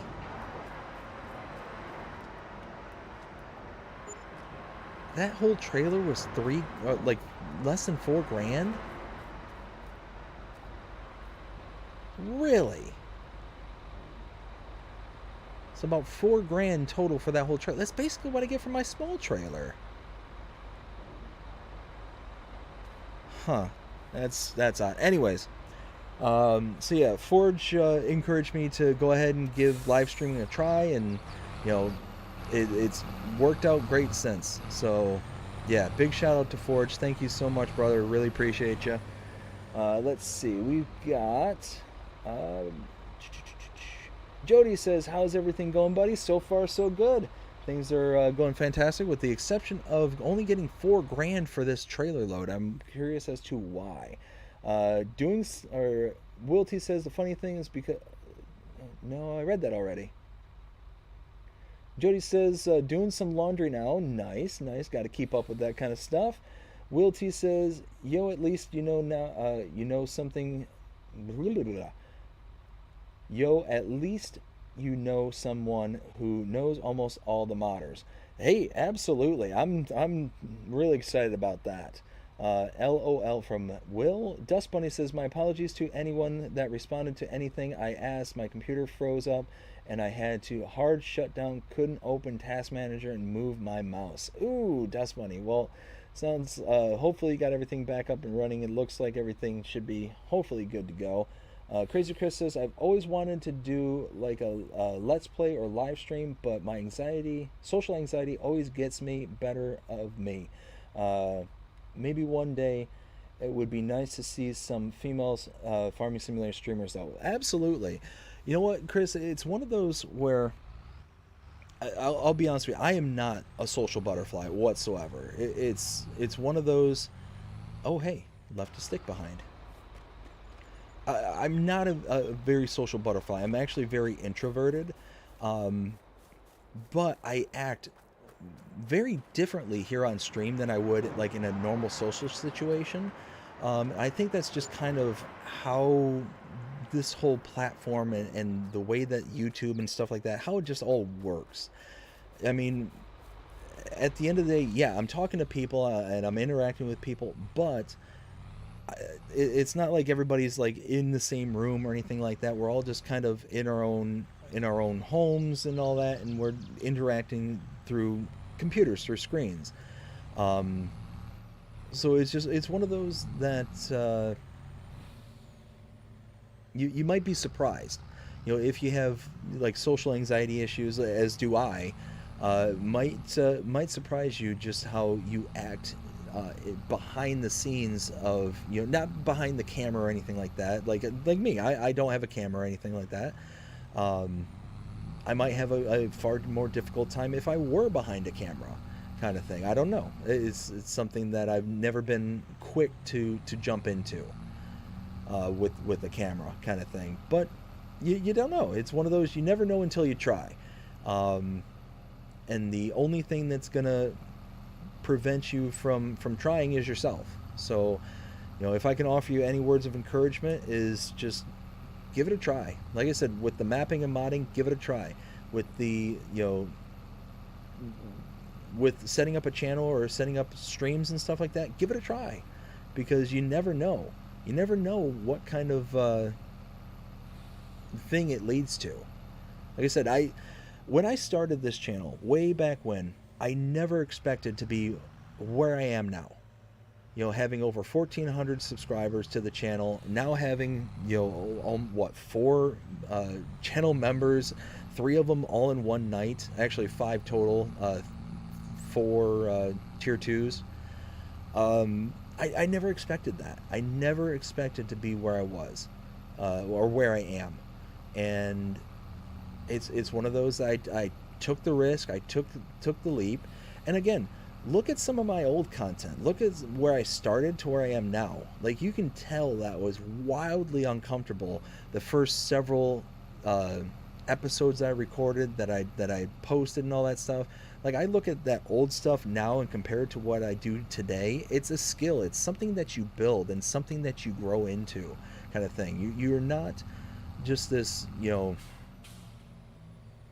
you're not going to be somebody that's going to be, you know, eloquent and all this stuff overnight. And I'm certainly not saying that I'm like the greatest of orators or anything like that. That's definitely not what I personally feel about myself.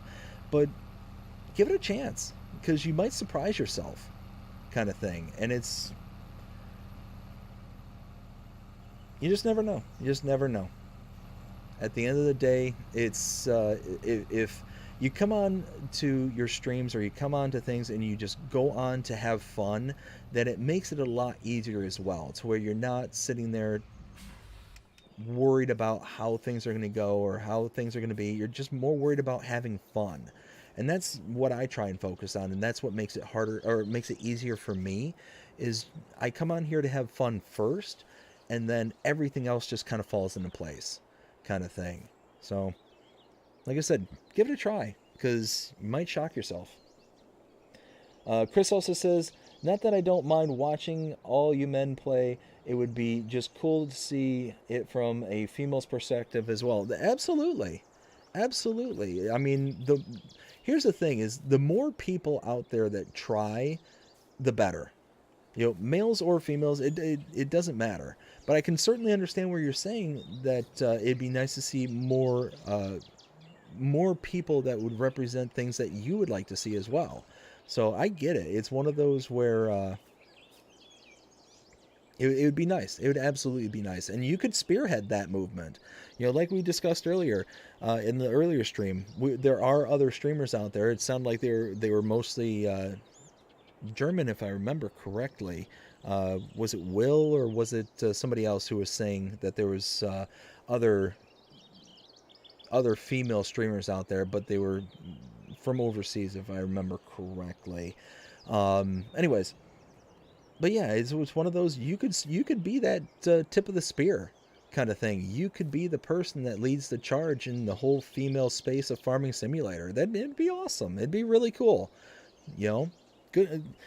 I'll offer you, if it's something you decide to do, I will offer you a good luck, and I wish you nothing but the best. Let's see.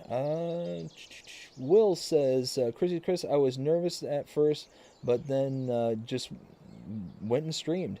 It was a lot of fun, and that's it. That's it. If you go into it with the mentality of I'm going to do this for fun first, then everything naturally flows from there, and you get into that really good headspace, and then you don't worry about it. You don't even think about that you're talking to so many different people all at once.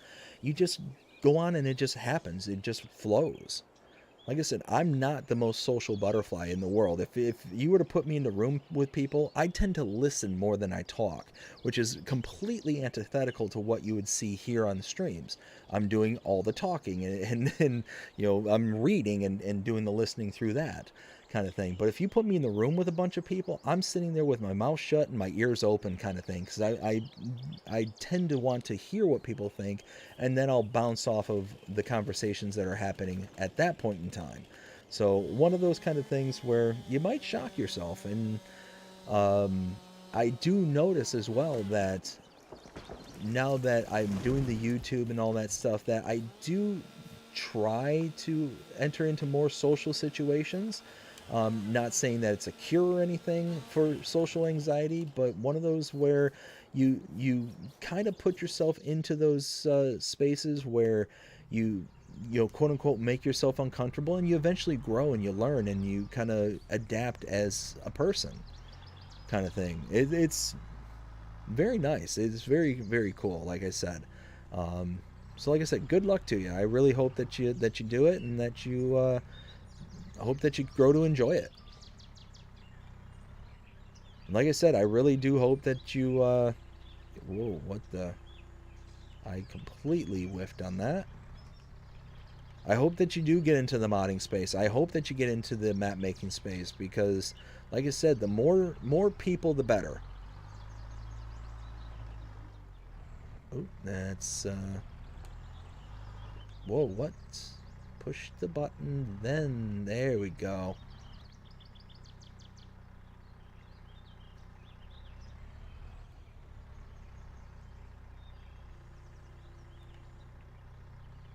Bam. Oh, I do have to adjust it a bit. Okay. Let's kind of push that on there. I need to start grabbing them from the base of the trunk where I cut it, and not just slam it down in the middle, because I'm not able to see and properly align with where it needs to go. Yeah, we can. There we go. I think that should be just about perfect. Oh yeah. Yep. Now let's lock that down. All right, let's catch up. Let's keep going. Dust Bunny says, Miss Crazy Chris, I have a Discord account as well. No need for a server. LOL. I think maybe you and I should connect if you like, and get women game started. That would be awesome. I really hope that you two do that and able to connect and be able to start your own kind of women's group. I think that would be cool. I mean, Bobby says, should I get more dairy cattle or beef cattle? Bobby, my vote is it depends on what pen or pasture that you're putting them to. If you have a barn where you can have manure as a byproduct, then go with dairy. If you have a pasture where manure is not a thing that you can do, then do beef. That's my 2 cents. Wilty, that is your channel name. Wilty says dairy, and Crazy Chris says, oh crap, Dust Bunny, that sucks. I had that happen before when rendering in Blender. Only time my PC just froze right up like in a long time. Dust Bunny says there's a women's streamer, Miss Sim Gamer. She lives in the UK and pretty good. Luke also says dairy. Will T says Will T Gaming. Will also says Luke. Uh, whoa, whoa, what just happened? Holy smokes, I am way far behind. I'm sorry, y'all. I just realized just how far behind I am. Crazy Chris says, sure thing, Dust Bunny. Prince, money sign of power. Hashtag 1113. 113. Holy smokes. In my Discord, I believe. Dust Bunny says, mine is just Dust Bunny 54. As far as I know, Crazy Chris says, oh, really? Gotta check her out. Dust Bunny says, tell her I sent you. Crazy Chris says, definitely will do. Will T says, this is why I don't do logging. LOL. Yes. Logging does get incredibly frustrating. From time to time, though, I do find myself doing it just because it's one of those where it's a good, reliable source of income during winter months, um, but also just set up the gameplay like that. So one of those that you can see there's not much more in the ways of logging. I say that now, but now I'm kind of getting into the thick of it. And oh my goodness, this looks like a monster amount. Holy smokes. I might need to come up with a better way. Anyways, let me catch up. Let's keep chatting. Let's keep going. Where was I?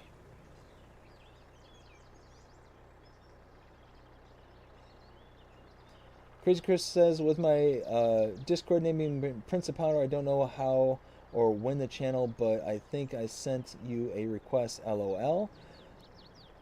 Crazy Chris says, okay, okay, awesome, forgot you on there. Dust Bunny. Crazy Chris also says, going back. Luke says, my Discord is Luke uh, Burn King.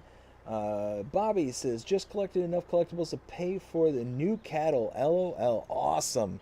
Gotta love those collectibles that allow you to be able to do that. Uh, Crazy Chris says, going back to your question on cows, Bobby, I personally like to have a bit of both. Crazy Chris, I know that doesn't help much. Dust Bunny says, Mr. Bobby, I like both dairy and beef as well. I sell my beef cattle at 36 months when they're worth $3,500. After that, their value starts going down. Bobby also says, Dust Bunny, this is good information, was not aware of that.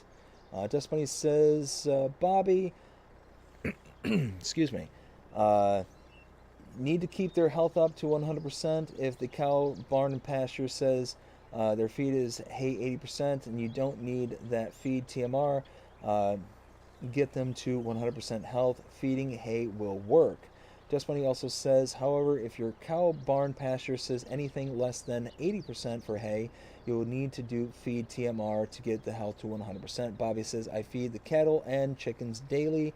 Just Money says, thumbs up. Crazy Chris says, yeah, once I delve into the depths of map making, I will probably upload videos on my progress and also get some input. I also need to get in contact with other modders, just like Will has.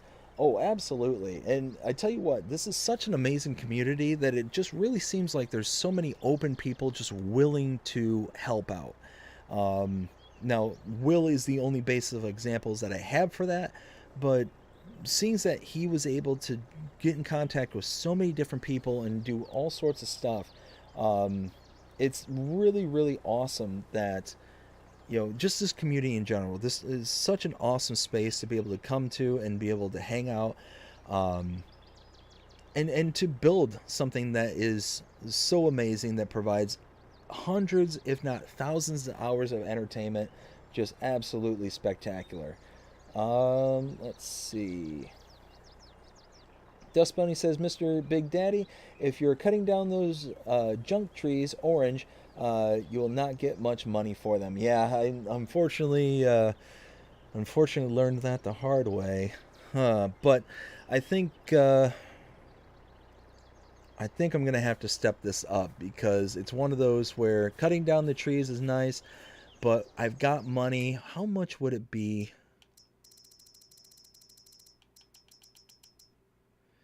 If I have the tree devour, it's 25, 6 grand, but then I would also need to have, I need to have a 150 horsepower tractor, so I could get away with a small tractor.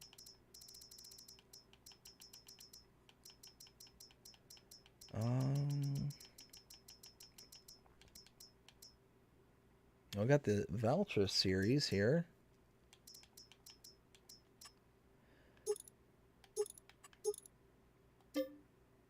So about 10 grand, and we could get that kind of set up with a trailer. We'd have to get a trailer, but that'd be relatively cheap.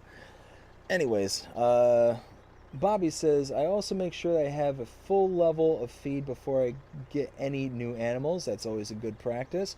Crazy Chris says, yeah, I used a tree devourer mod on those junk trees, actually all trees, because I can't stand logging. My hubby loves it though.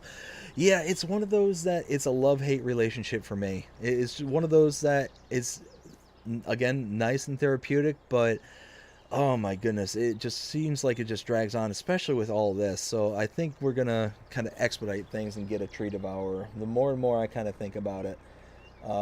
Crazy Chris also, oh no wait, Dust Bunny says to Crazy Chris, there's another woman, Jewel the Jet, who is making a map. She has a Discord account. Dust Bunny also says, and she posts lots of videos on how to do things and add them to maps. Crazy Chris says, oh sweet Dust Bunny, I'd love to check that out if I could. Benji says, Jewel is fantastic to watch. Oops, things keep jumping around on me. Or what? There we go. Chris says, I will say I do like using the chainsaw though in trees. I don't know why, it's just satisfying. Yes, 100%. If I ever feel like logging, I'm actually learning something here, which is nice. Dust Bunny says, I love logging, can be a lot of fun, very frustrating when you first start out. Absolutely. It can be made easier with some of the like tree harvesters, especially ones with auto tracking, the base game ones and some of the mods with auto tracking. That does help out a ton. But it's just one of those having to figure out when you can figure out ways to make it easier, it's always nicer. Using the straps in order to lift things is fantastic, and I absolutely love to do that. And it makes it so much easier because then you can knock down a whole bunch of trees, cut them all up, and just be good to go. And again, if you have one of the tree harvesters, like I was mentioning earlier, it's one of those where you can just grab a tree, drag it over, and pile everything up, and just kind of load everything in one giant pile. And then you can take those straps, like from the CSZ pack here. I forget what it's called specifically. Yeah, this one here, the big bag handler.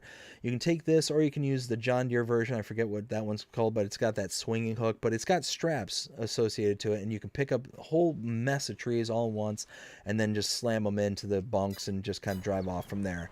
But again, this particular series, I'm trying not to use the straps. I'm doing a semi-realistic, so that's why I'm kind of humming and hawing whether or not I want to use the tree devourer or not. I don't know. We'll kind of see and kind of go from there.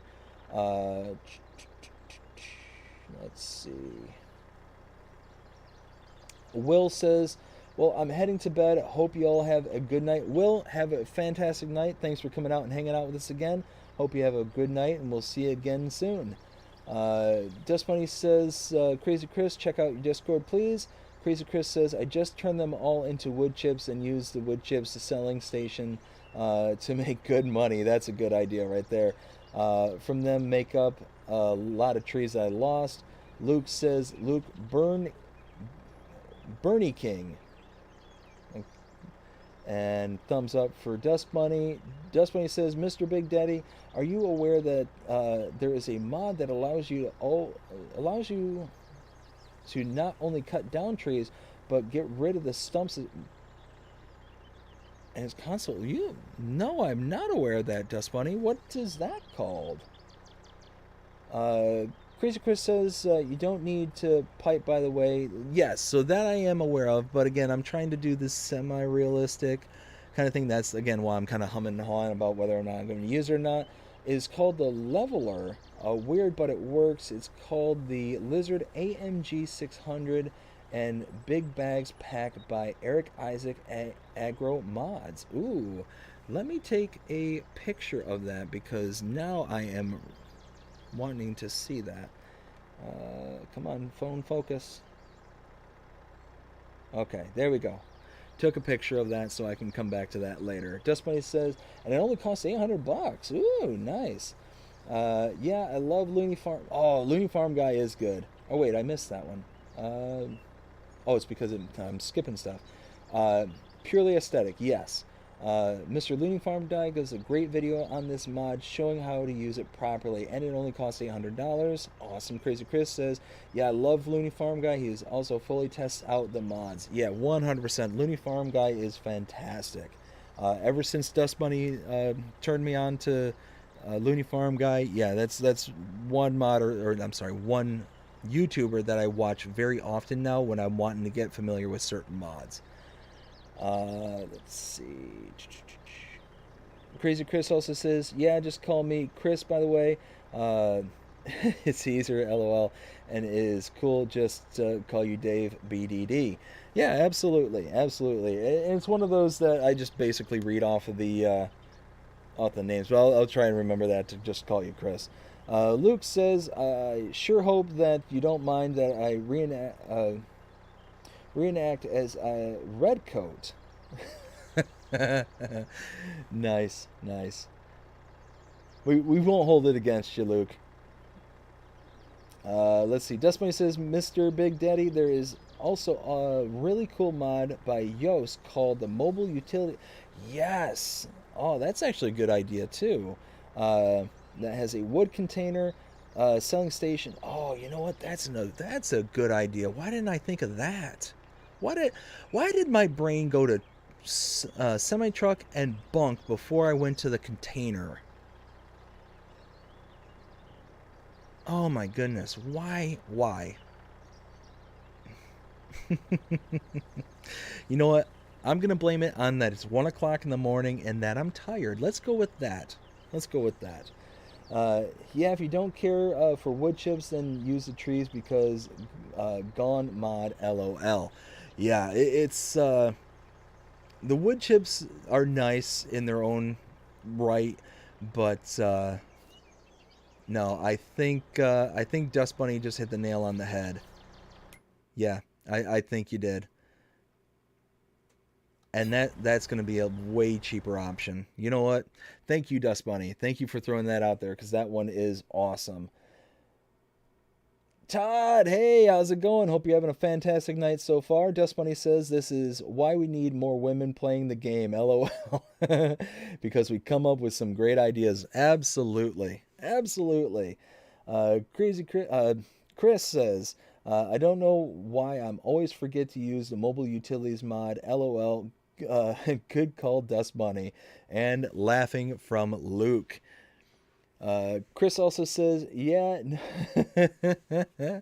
Oh my goodness. Yes. So let's do this. Nope. What is that still doing in my inventory? You go away. Bloop. And is it productions? I'm pretty sure it's productions. So many mods. Holy smokes. Oh, there you are. Put you right there. Oh, Dust Bunny. Thank you. That's going to make life so much easier. And let's do this. We can just sell it. We're not even going to bother. Because that's all we're doing right now is we're just taking this up and selling it. But actually, one sec. One moment. Scroll down. Sawmill. Oh, it doesn't come up as a list price. Okay. Oh, well. This is what I love about this container is you can come up here, slap it down next to your tree, and then boop. Before it even falls. And then you can see, oh, look at that. Love it. Is that yeah, that's a good tree. This is going to be so much easier. Dust Bunny, thank you. You come on clutch.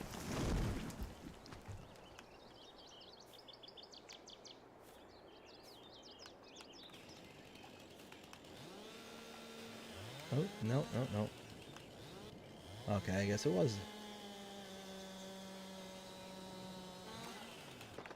But yeah, I'm definitely going to want to check out that mod that you were talking about earlier too, because that, if it takes out the stump and cuts down the tree, I definitely want to see what that does. And like I said, I took a picture of it so that way I can kind of follow up on it. Yeah, look at that. Already 6,000 liters.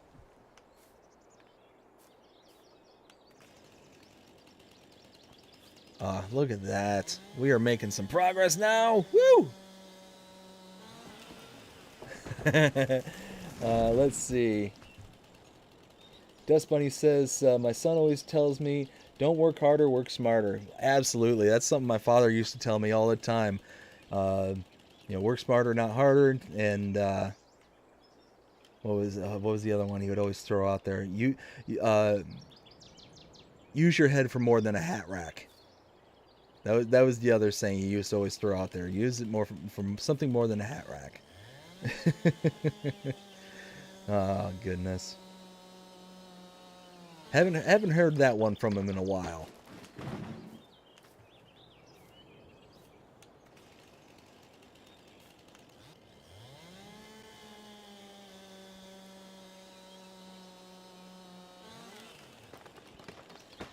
Let's see. Chris says, smart son you have there. Destiny says, I'd like to think so, but I am a bit biased, lol. Yes, I could see that. Now that is. And LOLs all around. Love it. I love it. So I think...